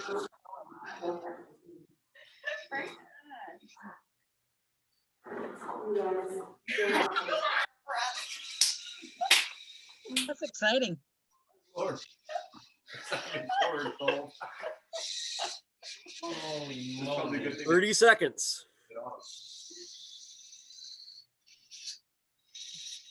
This is showtime here. Angle's not good. Oh, does it saw that? It's still has 15. Yes, baby. Oh! Don't So touch you've me. got 7 seconds for the game ending. Yes. All right. Tell me when do I stop? Woo! Hey, time is up. Keep going or stop on the video? Time is up. This is 3004. Okay. Okay, so judges, make sure you look at these stacks. Are they partially in or completely in? Check and see if the rolls were moved or not. And please zoom in, to get a good view. So when you send us your videos, we can verify your scores. And please fill out the score sheets. Show them to the teams. Make sure the teams again agree with the scoring. And make sure again both team members and judges initial the official score sheet. And you can send everything in to us after the competition ends. So you don't have to worry about digitizing things right now, but because we don't want to hold up round 2. But Well, we want to do run one for run 1 for seniors. senior first, of course, too. Yeah. So they can get started setting up, Mary Ellen, you can get started setting up the unknown measurements for your senior team based on page 2 of the UTF document. They don't. Yeah. Okay, thank you. Inside the I chart. tried to call you a couple times. I got kicked out because they were doing their half-hour practice. So I actually kicked myself out because I. So how many number? Move from the original location. Oh,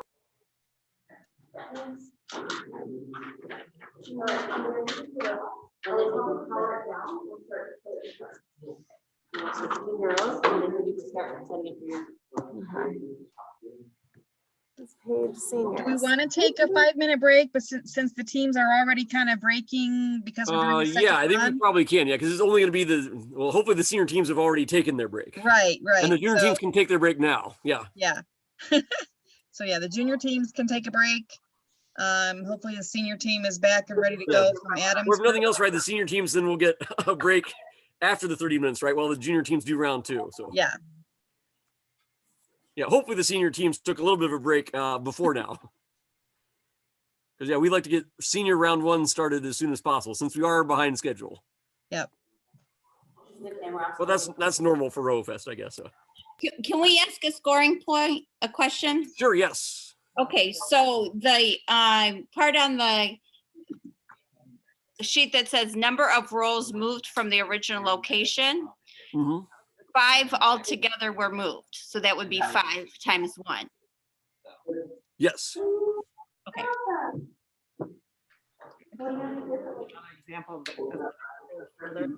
Oh, wait, wasn't, it's only moved if it's not the other ones, right? It's 7, 3, or 1.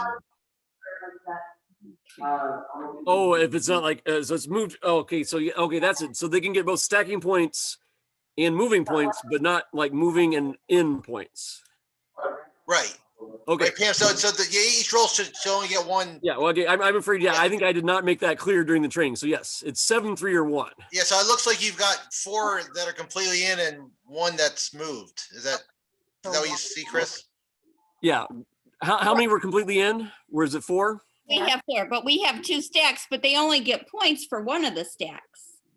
No, they get they get the second tallest stack is also 2, right? Yeah, so it should be 23 for 23, stacking. not 20 points for the stacking.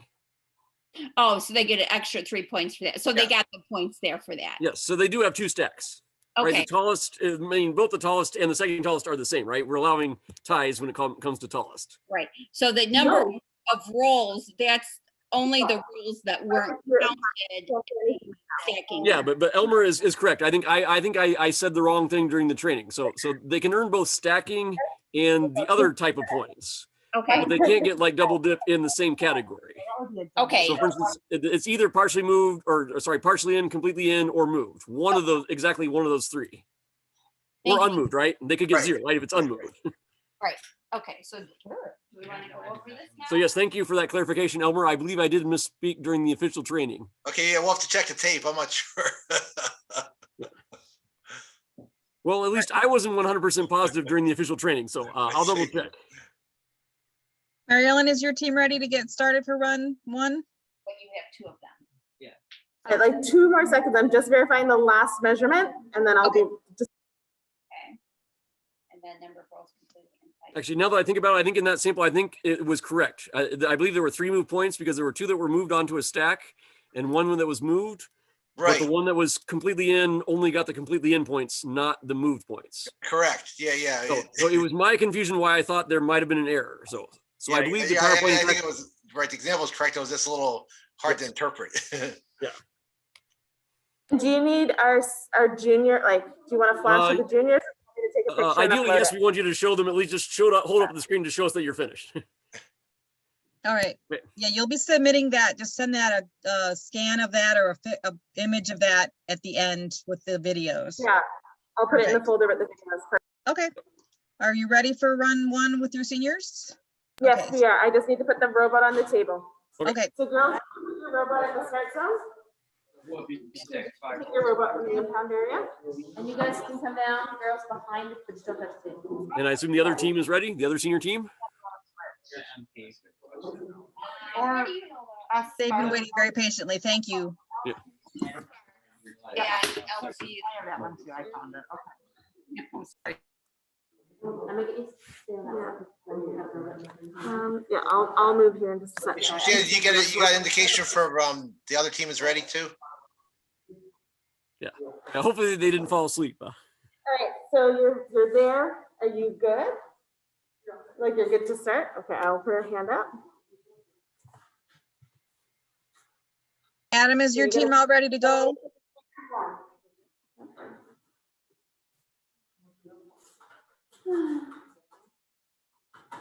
The Zoom looks ready. The video, all we need is verification that the video is set up. Can you verify that the? Okay, we got you, Mary Ellen. We know you're ready. Okay, we're waiting. Yep. We want to make sure Adam's ready. Yeah. Adam, is your Adam's team team. all set and your video recording device is ready to go? I see him walking. Yeah, if you give us a thumbs up or raise hand or something to let us know or thumb reaction. Yeah, here he comes. I was away from that one. It was muted. Okay. Now we hear you. Yeah, we're ready. Okay. And timer is ready, I assume.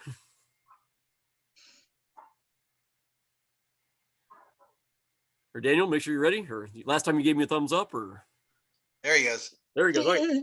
Okay, I think everyone's ready. Okay, so please start your videos and I'll count down from 3. So start videos. 3, 2, 1, go. Sir, go ahead. Oh, okay, so you can have one reset. So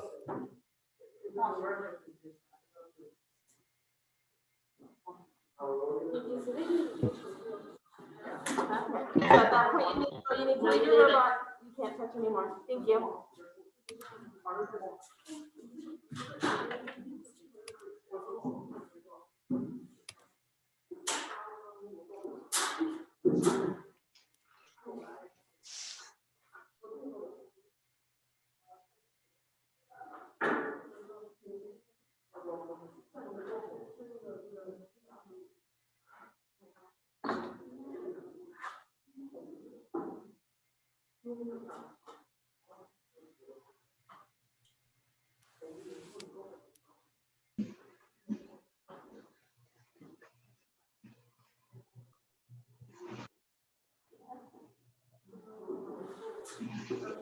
Just under 1 minute.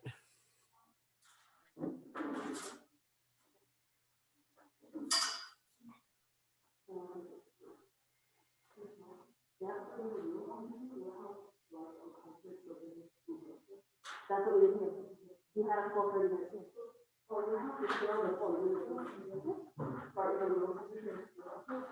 30 seconds. But the boys aren't using the board, so you have a full 30 minutes. Yeah. So we'll try, fix your robot and we'll try it again next round, okay? No.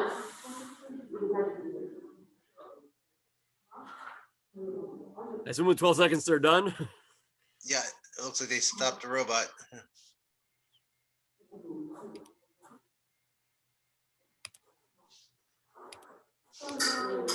Okay, so judges, make sure you score the teams. Again, please, again, with your video recording devices, please make sure you get a close up of where the final location is of all the toilet paper rolls. And make sure again the team members agree with the scoring. Yeah. And then if you can hold up your completed score sheet to the screen, at least that's how we'd like you to let us know that you're done scoring. And I guess when senior teams are done scoring, we will unveil unknown factors for round 2. And then teams will have another 30-minute work time. So carefully listen. Okay, it looks like Pam Sparks' team is done. Actually, was that from round 1? Right, I mean, was that from junior? Everyone's round 1 right now, but Junior round 1. but Yeah. we knew you were already done, but thanks for doing it again. Okay. Yeah, we're just waiting for senior round 1.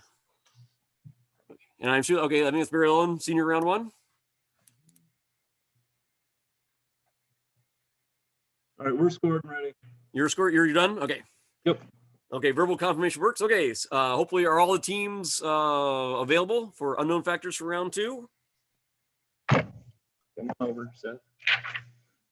Round 2. Just make sure they're all in the room or it didn't go off to take a break or anything. Everyone ready for round 2 unknown factors? Pam, are your teams ready? I saw Adams and Mary Ellen's are ready. Looks like Pam's teams are there. Hopefully it looks like everyone's ready. Okay, I'll share my screen. Round 2.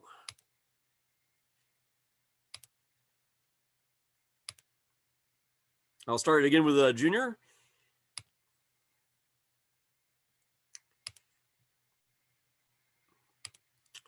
Okay, so for round 2, starting location and orientation. So this time we want the robots facing east. So the robot should be facing towards toilet paper roll number 1.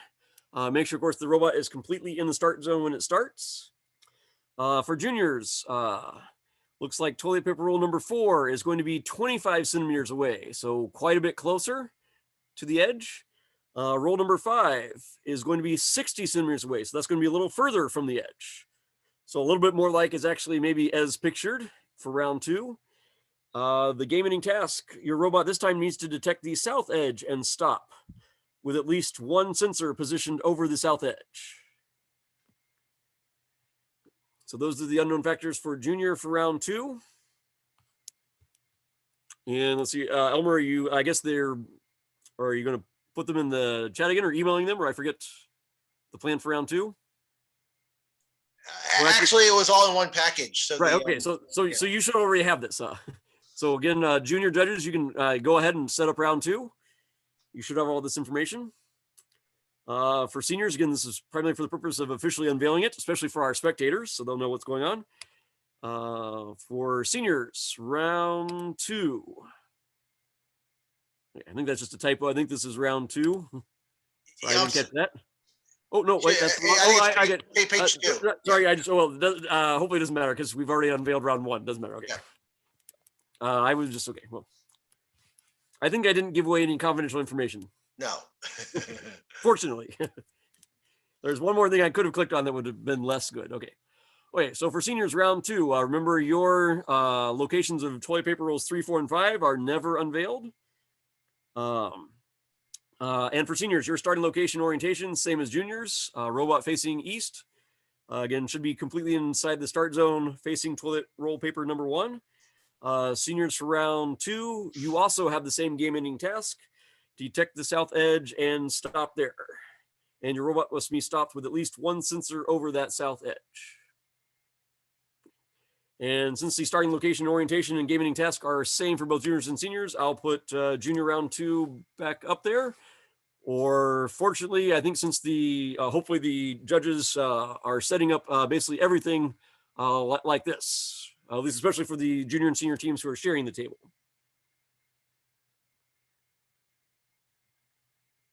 And actually, if everyone has the information, I might stop my share.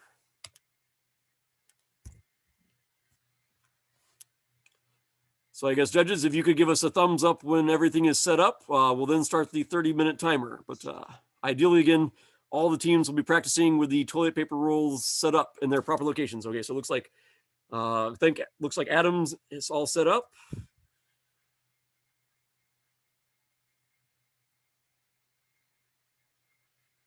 And take your time, make sure you get it set up correctly. No need to rush.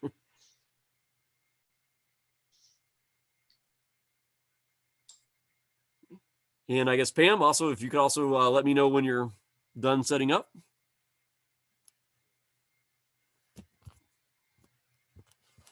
So actually right now, team members, I thought I saw a thumbs up. Was that from Pam? We're good to go. Okay.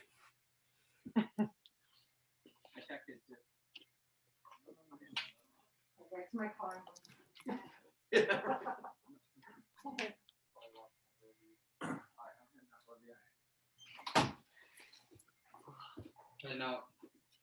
Okay, love you, baby. Good job, Nice guys. seeing you.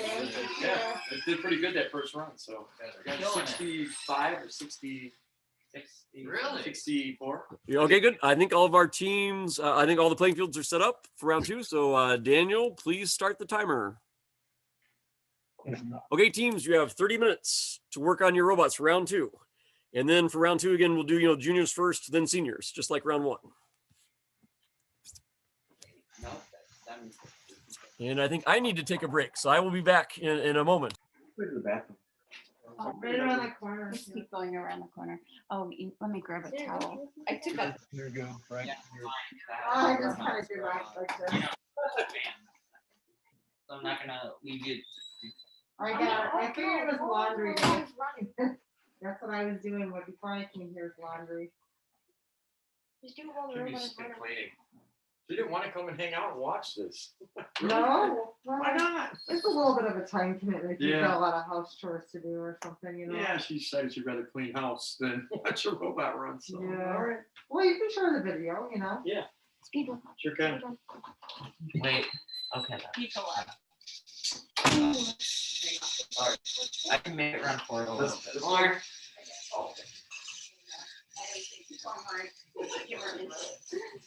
Yeah, speaking of laundry, when I took last night, I'm like, oh, she's got upstairs laundry, she's so lucky. Oh, I know that. My laundry's in the basement, you know what I mean? It's like, oh, Stop I it. hate it, my knees. Yeah, really she's bother going me. the same way.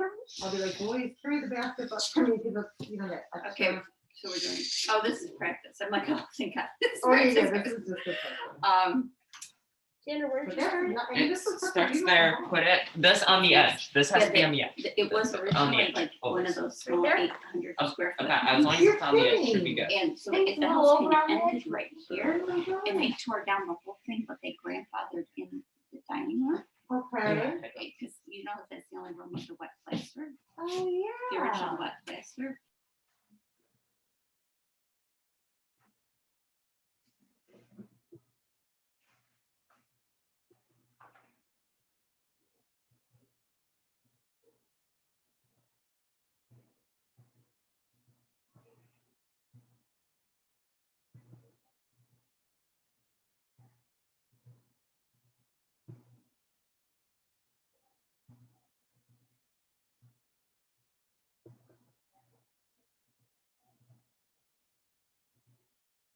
They muted you. Oh, now they unmuted us.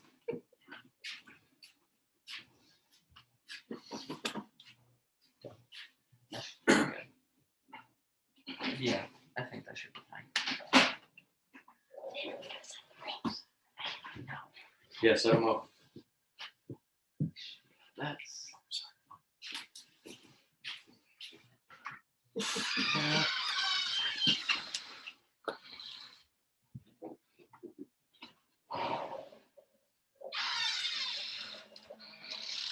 Man, press the button.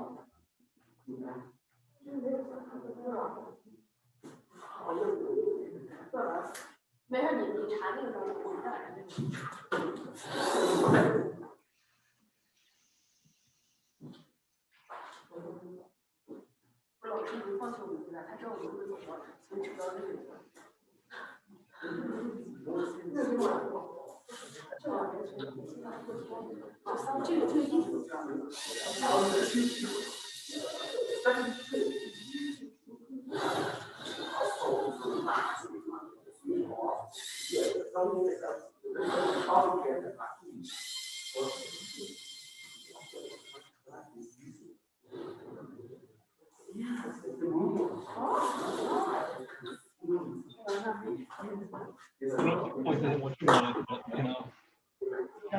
We're working on it for all week, really, or whatever it is. Like. It almost was a lot more. Yeah. I think that's going to be how this game goes. Really high scores.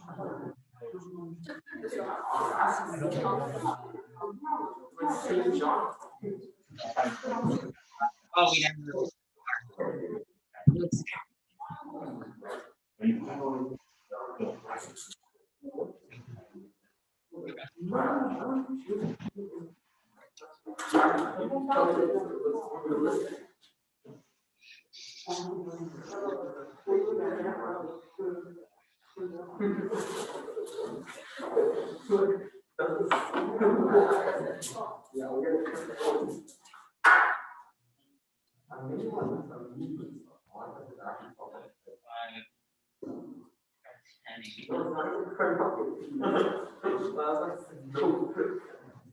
Yeah, it's any.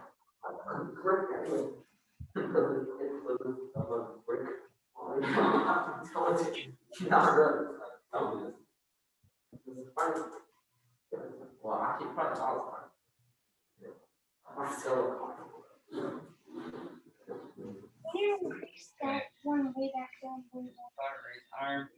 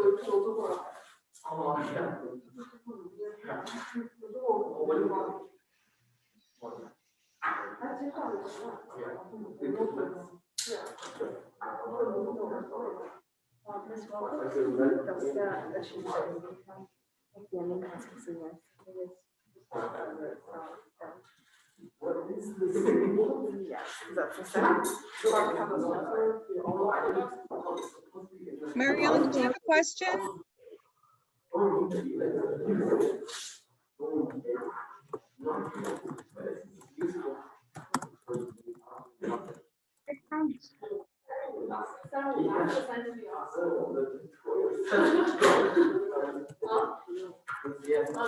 Mary Ellen, did you have a question? Oh, yeah, I did. I was just typing it out. They're just wondering if when they stop, if it's the sensor over the edge or the sensor like on the edge for the game ending task. I'm going to defer to Elmer on that. You guys should listen to that too. Yeah, I mean, we said over, but that means like hovering over. Here, I'll move this and I'll show you what Yeah. they're, because this is their, can you see that? I don't know. Yeah, that looks good. Okay. Yeah, I mean, just however it would look like if it detected the edge and then hit the brakes. You know, there's some momentum. Okay. Right? So, yeah. Okay. Perfect. Thank you.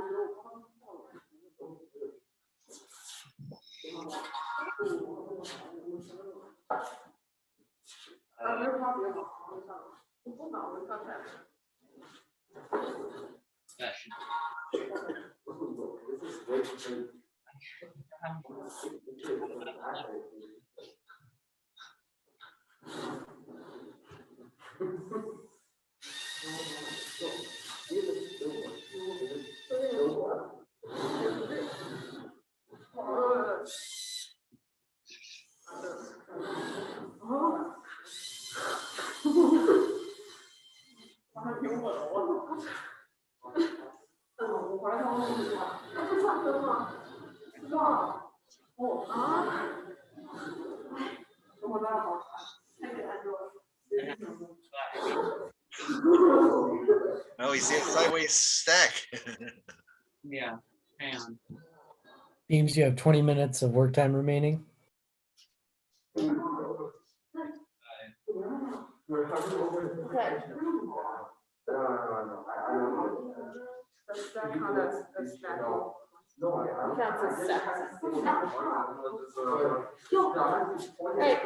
boys, you can go.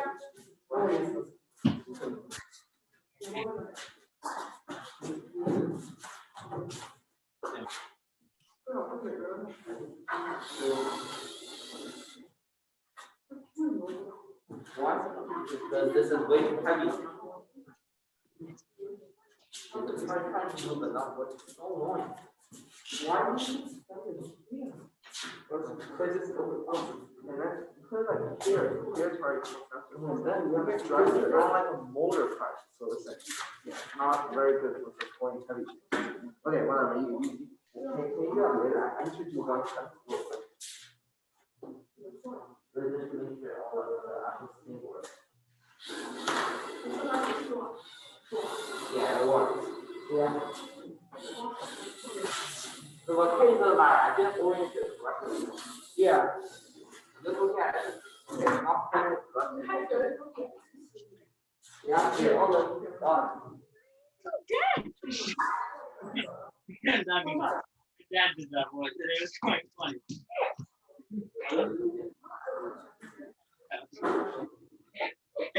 That was one of the greatest things I ever seen.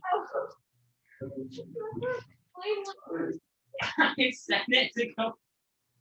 Worry about it. Okay, not today, not tomorrow. What was that power too? 100. That was max. Go 150. We will not tempt fate with the Lord Jesus. Okay.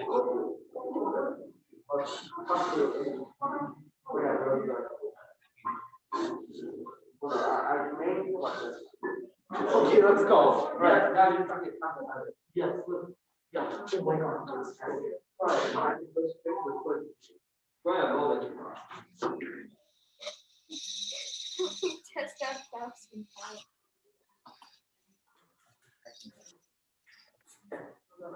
We have to catch the person. Yes, we. Catch off like a line. That's fine. That's yeah. Okay.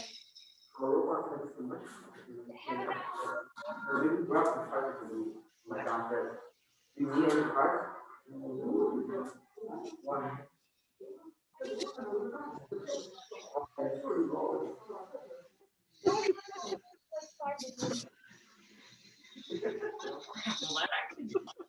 Nope, it went down.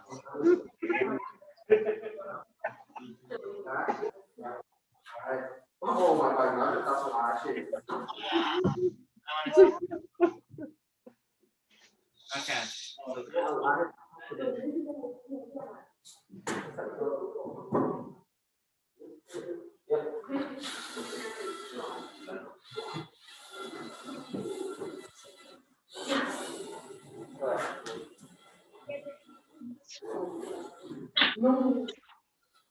Stop it.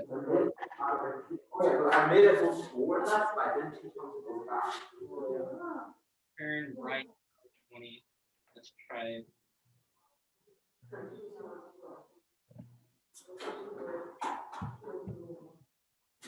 Okay, let's see if it's close. Remember, they actually do this, these is not protected now. I did, no, it was like a bar. Oh, yeah. Wait, let me see this. Should not, that's one thing that's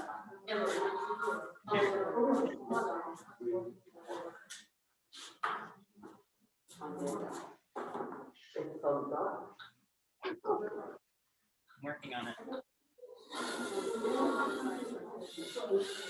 No. Oh my God, look. Okay, I think here's the problem. That's why they said. This is making this side better. Oh, you get another one, you set to balance it out. Yeah. Oh yeah, that's a patch both too wide. I'm gonna do some more testing. I'm gonna, so I don't, if it's balanced, I'll say it should make a difference. Yeah.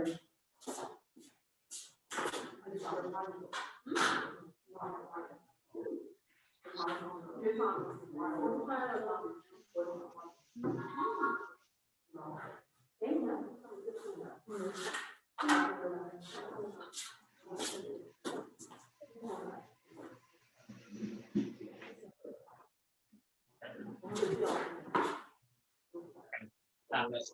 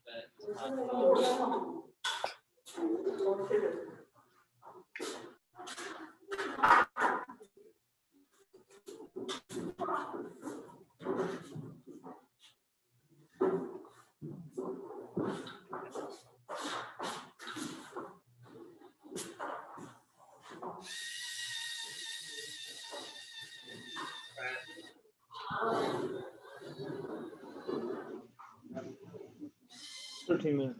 Why aren't we leaving together? Your camera's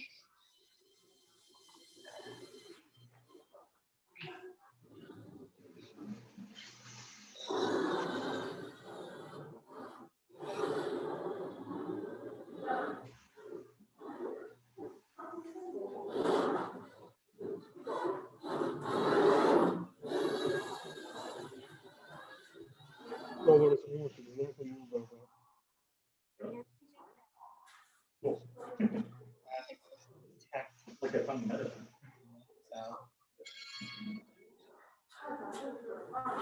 哎，我操！这是我的料里面，我说怎么看不错？哎，第一上那火的我的料里面看不到。 Only to eat the lingual parts, so it can't. It doesn't just smooth.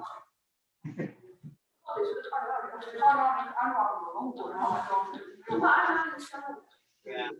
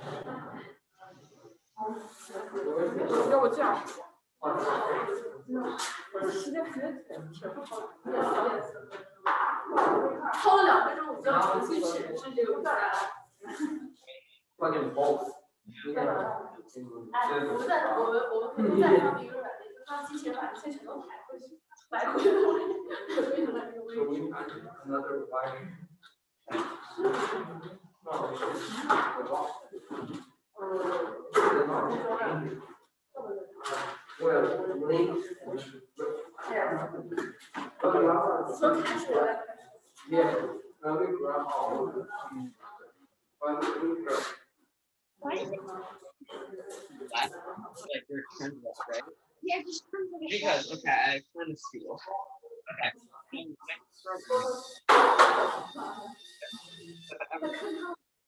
like looking last. That's not even to the right back on. It's gonna be fine.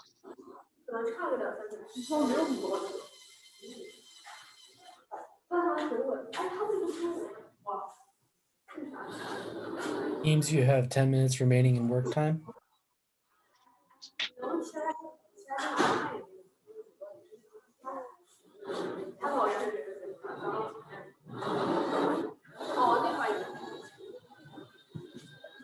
A little bit more. Crap.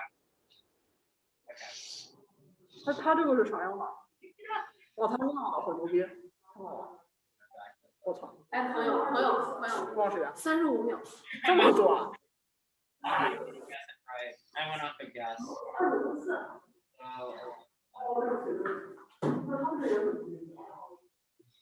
这是我们失误才能在。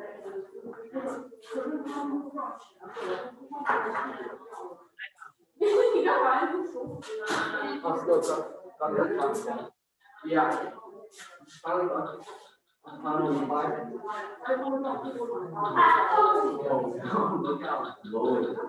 Oh, it should work. I know it's great. Oh,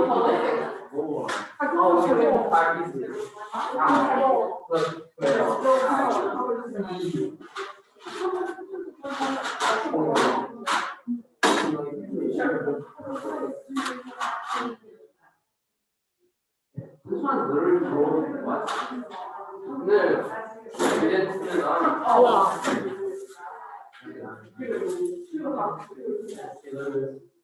Oh, I mean,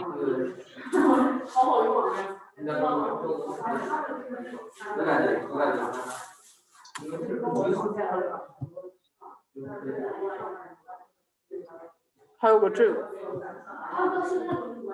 ，Oh, I see. Oh, ah, 对，刚才不是这个，有点牛逼。我做那是朱尼尔的是吗？ that it looks like it's that whole bit. 看了看了。 Yeah. Yeah. That should be fine. Yeah, that. 相互开摄像头的只有这两个 team， 我操，还有我们的 team， 其他都避免偷腥是吗？这两个对自己充满自信，那我学长的看。我们也没开摄像头吗？我们开了。那我们还在那一直说。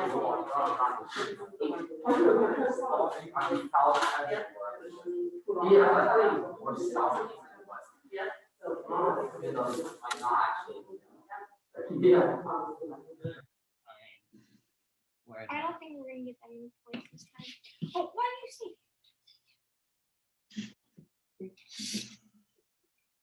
Because we haven't. Okay, we'll try this again. Oh shoot. Okay, it's fine. We'll just run. Bless you. Thank you. We'll try to run off of this. I'm hot, but apparently I'm sweet. Okay, yeah. Yeah, just The about. robot part is a little off a little bit, but that's because I didn't reset it. That's kind of my bad. I think that's part of the reason too. Let's reset the car really quickly. 6 minutes. We got some quiet workers. And we're almost done with this side of things. We got this side done. Okay, 6 minutes, guys. Yeah.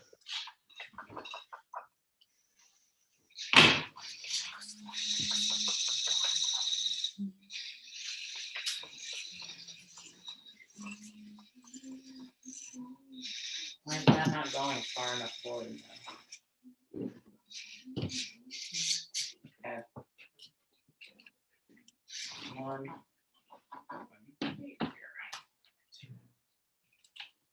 Oh, you are. There you go. Grab, reset that. Oh wait, this doesn't sound right. Was that not on the right one? Yeah.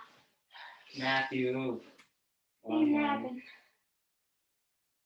What could you move there? I put it on the wrong one. It's like 5 circles there.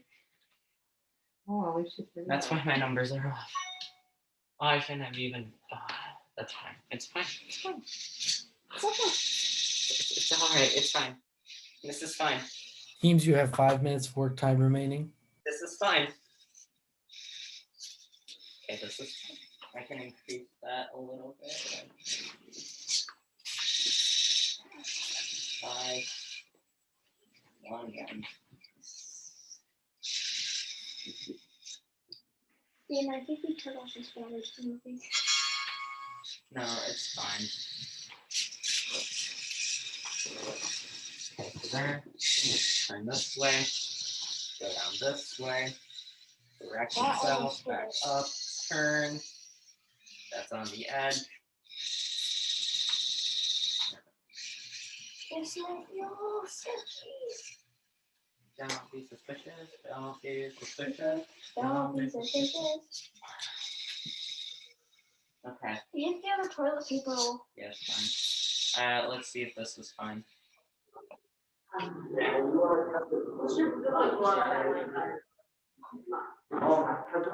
That should be fine.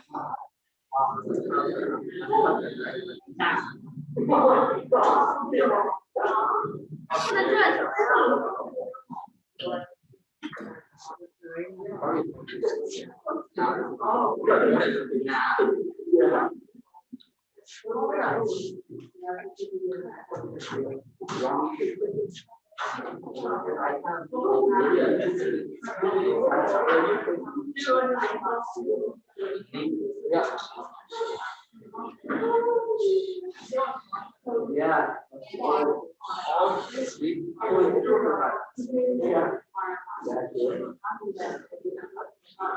No, no. Okay.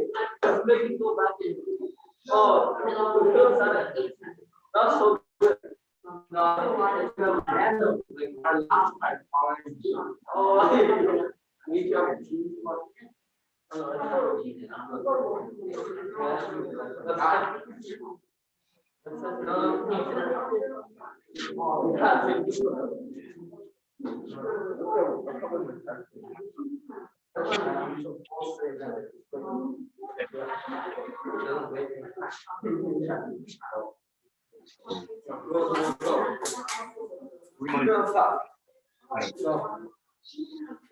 That's essential part of school.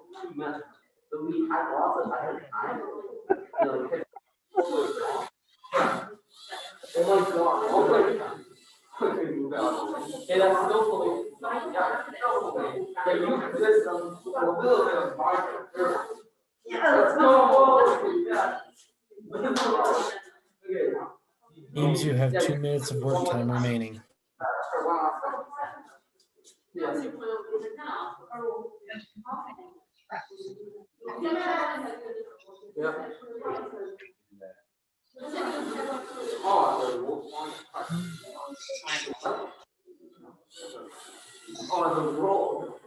Okay. Watch me. Oh yeah, we definitely do.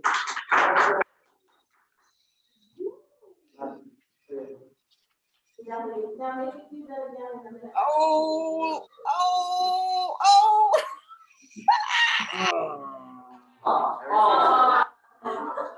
Yeah, and then the last one knocked everything over. It's gonna go in the first section, you know that one. Go in the book. It's great.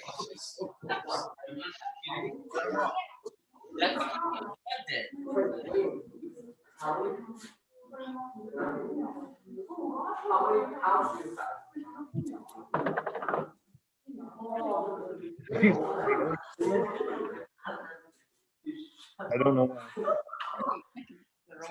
Okay, I don't think we'll have enough time to fully test run it, but But make the changes that you Know what you think. needed. Right. yeah, I think we'll do the changes. Yeah.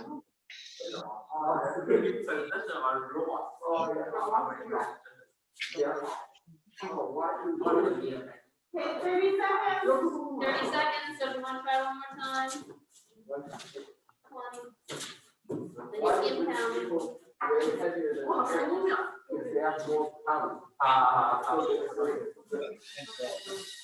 A lot of the points still. Junior's ready to go first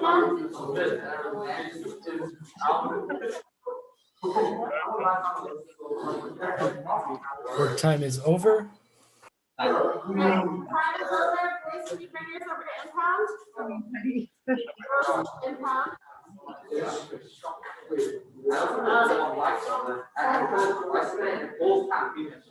Alright, so there's a, no, it's time's up. Okay, time's up. Are you sure? This one, yeah. At 60? Yeah.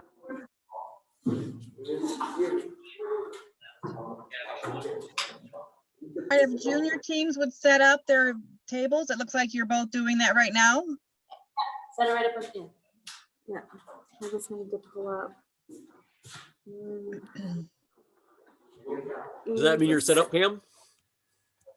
Yeah, we're good to go. Right.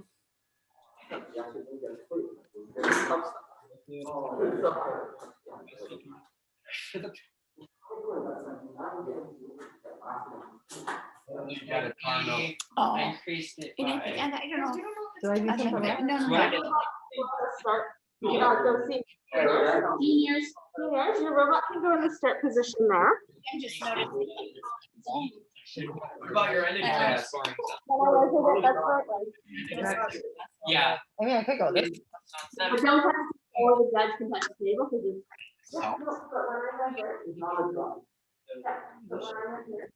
Okay, I thought it was. Okay. You know what, I'm just thinking about for improving it. Here, I have Sure. the thing up on my phone.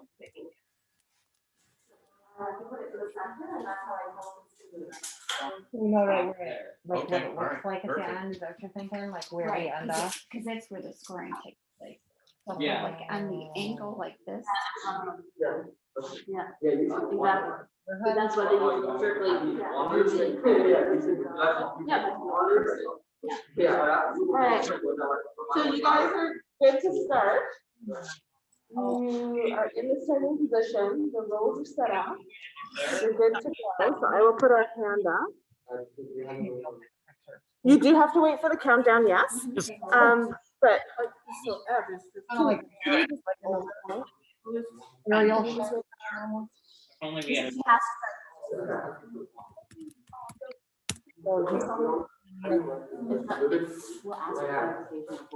Okay, I think it looks like all the teams are ready. For the junior teams, we're just doing junior teams right now. Yeah. Okay, timer's ready. Okay, start your videos on the count of, I'll count down from 3, but please start your videos. 3, 2, 1, go.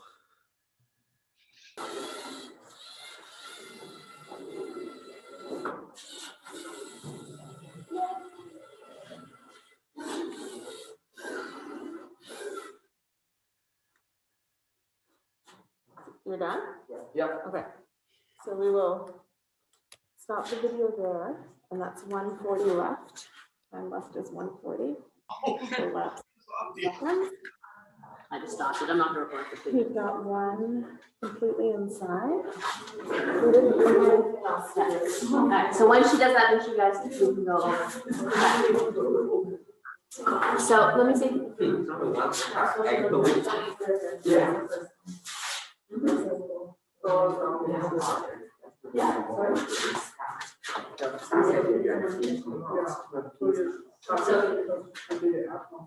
Okay. And that was your game ending task for census? So what it must mean then is, so that's 50, but then we still have to put a dot in the center, which is more than 50, just to see if the roll has moved. Got it? Got it? All right.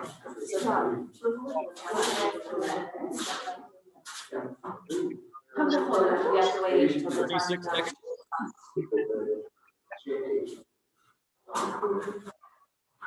Well, at least at the moment in the scoring area. And partial. They're in and up. Yeah.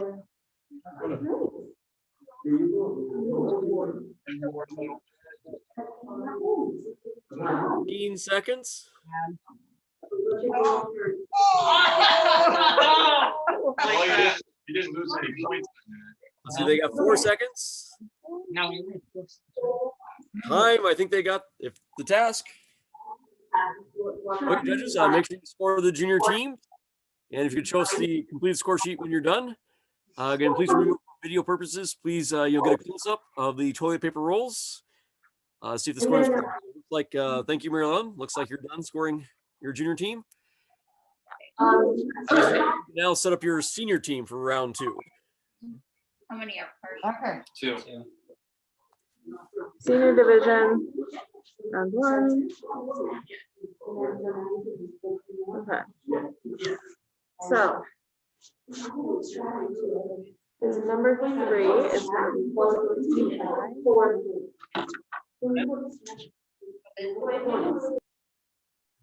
No, because we have 2 stacks of 3, but not in the scoring zone. I don't think the stacking matters. If you have 2 of 2, I think it's 23. I remember correctly, wasn't it? Yeah, from the other There's way. 2 in the scoring area and 2 that are partial. Just So stacking is separate from And send it to, Ah, there you I go. see. See how we went Yeah. at 23. So you got two Oh. and two is 23. Okay, so this doesn't matter for the. Doesn't matter the No. target This is zone at the this only one point, that you could matters. have it anywhere, like this, see, this is the same almost scenario right here, they're just on the tip of the cap. The I was worried that location, you didn't go far enough forward and then for when you location, set your what did you last get? distance. 14 or You guys did good. 21, Yeah, holy Two crap. partials or stuff. And one I was- didn't think it would be. Yeah. Very good, guys. I wasn't nervous. All I knew was that would go, and that could possibly be Nice partial. work. I didn't know You what come a that long was. way, man. Right, think about where we were way at the beginning. Yeah, when we Wait, couldn't, your initials in the team player. Oh, well. Yeah, where we were at We're when we excited, couldn't okay? get the robots to run it all. That's why we need them around. 56. Let me just say, like 2 weeks ago, before we talked, and you said, "Hey, you can go here to get the information." I was listening, ripping my hair out at home. He was getting frustrated. He kept walking away.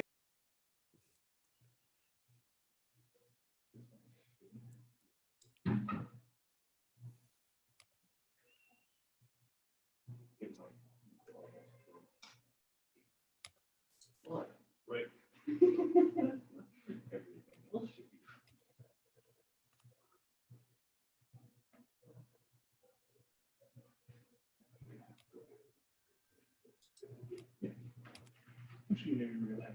Okay, thank you, Pam. Looks like you're done scoring. I think the junior round 2 is now complete.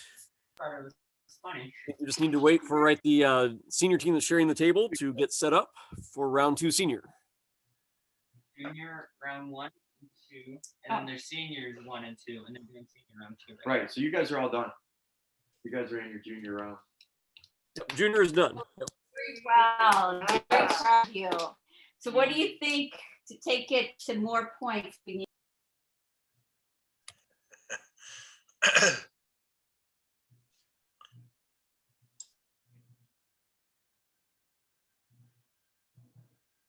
Good. Okay.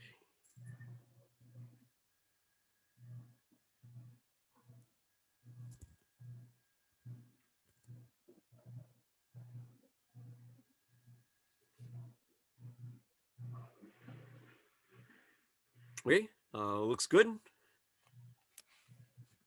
least from the camera angle. So we need a robot on our senior field 2. All right, so girls, you can put your robot in the area.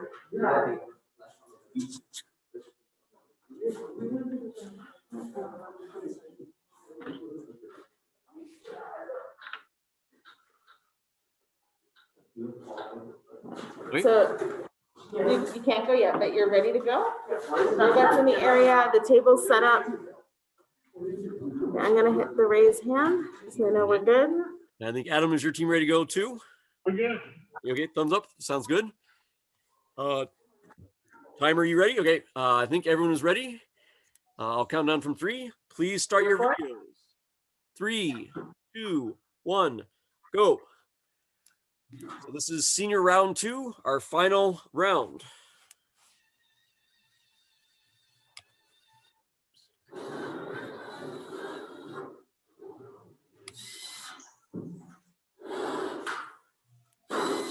If we could get some sound from robots, that would be appreciated. Is that not? No, you're good, Marianne. I'm hoping for Adam's team sound.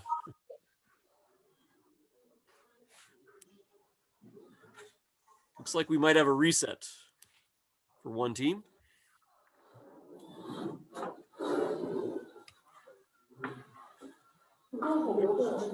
And Elmer Santos just shared in the chat the location to upload files. So that should be in the chat now.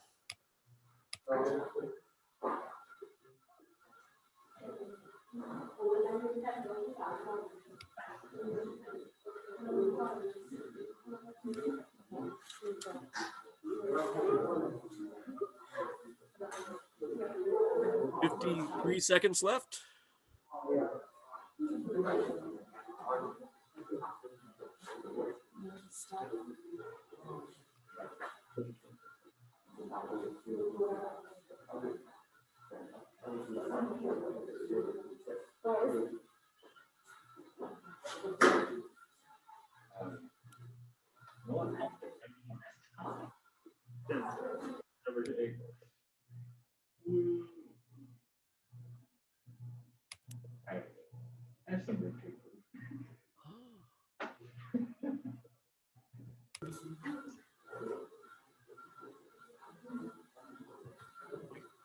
I think both teams are done. I think we just need to wait for the scoring to be processed. But time was up, or now. Thank you, timer. You stop the time. Time's up. You can take it over.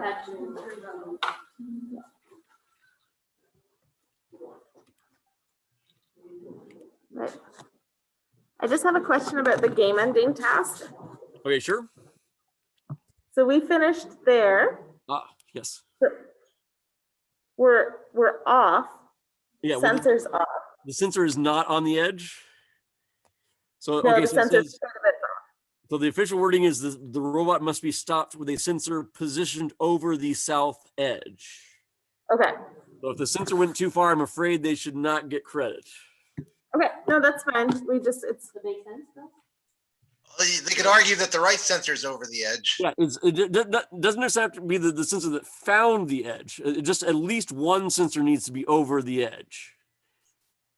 Not necessarily the one that caused the robot to stop. Is the right sensor from the robot's right over the edge? So here, just 1 second. I will. Here, let me Or do this. from our a point of little view, the bit. left.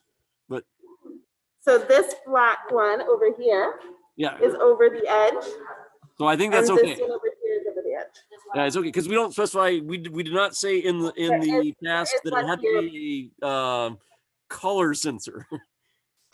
Yeah, so the color sensor, this one is not over the edge. This one over here is. Okay, so we were not, I guess, careful. We just said a sensor. Yeah, I'm sorry. Can you probably was the color sensor that was being used, but since that's, I guess, a loophole, I guess they should get credit for that infrared sensor. Yeah, and I guess when we say over, what we mean is above. Yeah. Yeah. Yeah. We mean above. We don't mean like past or beyond. We mean yeah. But I think the one sensor is above, right? Yeah. Right. So I think, yeah. So yes, I think they get credit. Yeah. So I think in the future we should also look out for maybe you have to specify it's not touching the ground or something. Right. Well, because they could have a touch sensor on the robot, right? Yeah. That they could position over the edge, right? The way we have it worded. Yeah. I think it's worded a little vague. So the way we've no, I think we want to be somewhat generous. So yeah, and I think that's. I think we were more concerned that they found the edge. Yeah. And the sensor, I think, was hopefully just an easy thing to check. All right, so should I word? I say yes. I say to me, it looks like that sensor is above the, on top of the edge. The sensor on the. So we'll give it for them, and then the rules clarify. Yeah. Okay, thank you, and then I'll just finish tallying that up. But that would definitely be something, for instance, when you send your videos in, that we'll take a look at to see if whoever's watching the videos agrees with that. More than likely, it'll be me and Elmer watching these videos, I guess. So.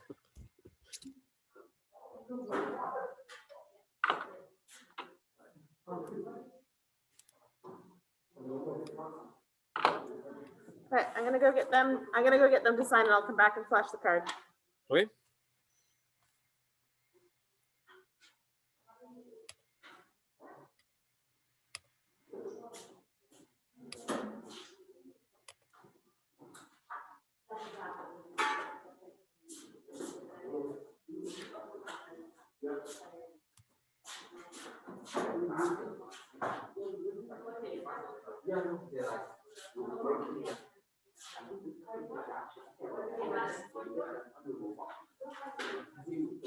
That's our.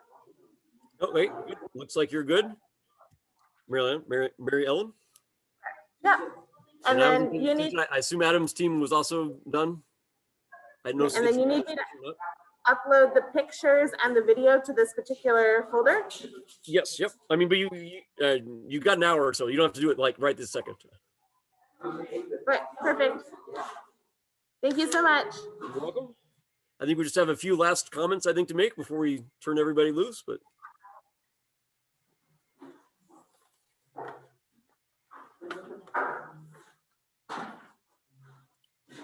Did Adam's team give the thumb up for senior? Are they done scoring?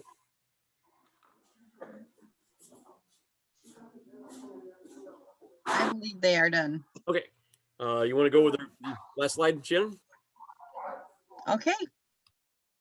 If anyone has any issues uploading the folders, the videos, score sheets, checklist, if you collected a media release form, if you could upload that as well. The link has been shared in the chat client. If you have any questions or issues with uploading, you can send the information directly to Elmer, and that's esantos@ltu.edu.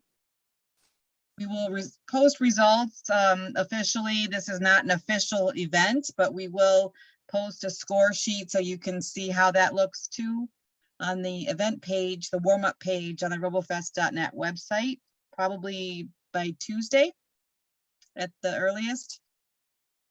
If you have any questions, please definitely give us a email. Let us know if you have an issue or a concern or a way things could go better.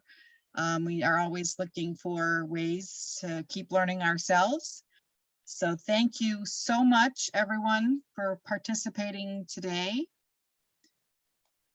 Thank you to the teams. Thank you to the coaches and the judges and Daniel, the timer, and all the spectators that joined us today. We really, truly appreciate you. And we look forward to seeing you again in the near future at one of our events or one of the events in Florida that's coming up. We have events scheduled in person and online, so please join us, register your teams. We hope to see you. If anyone has any questions right now, we are happy to address them. Otherwise, we are right on time. Imagine that.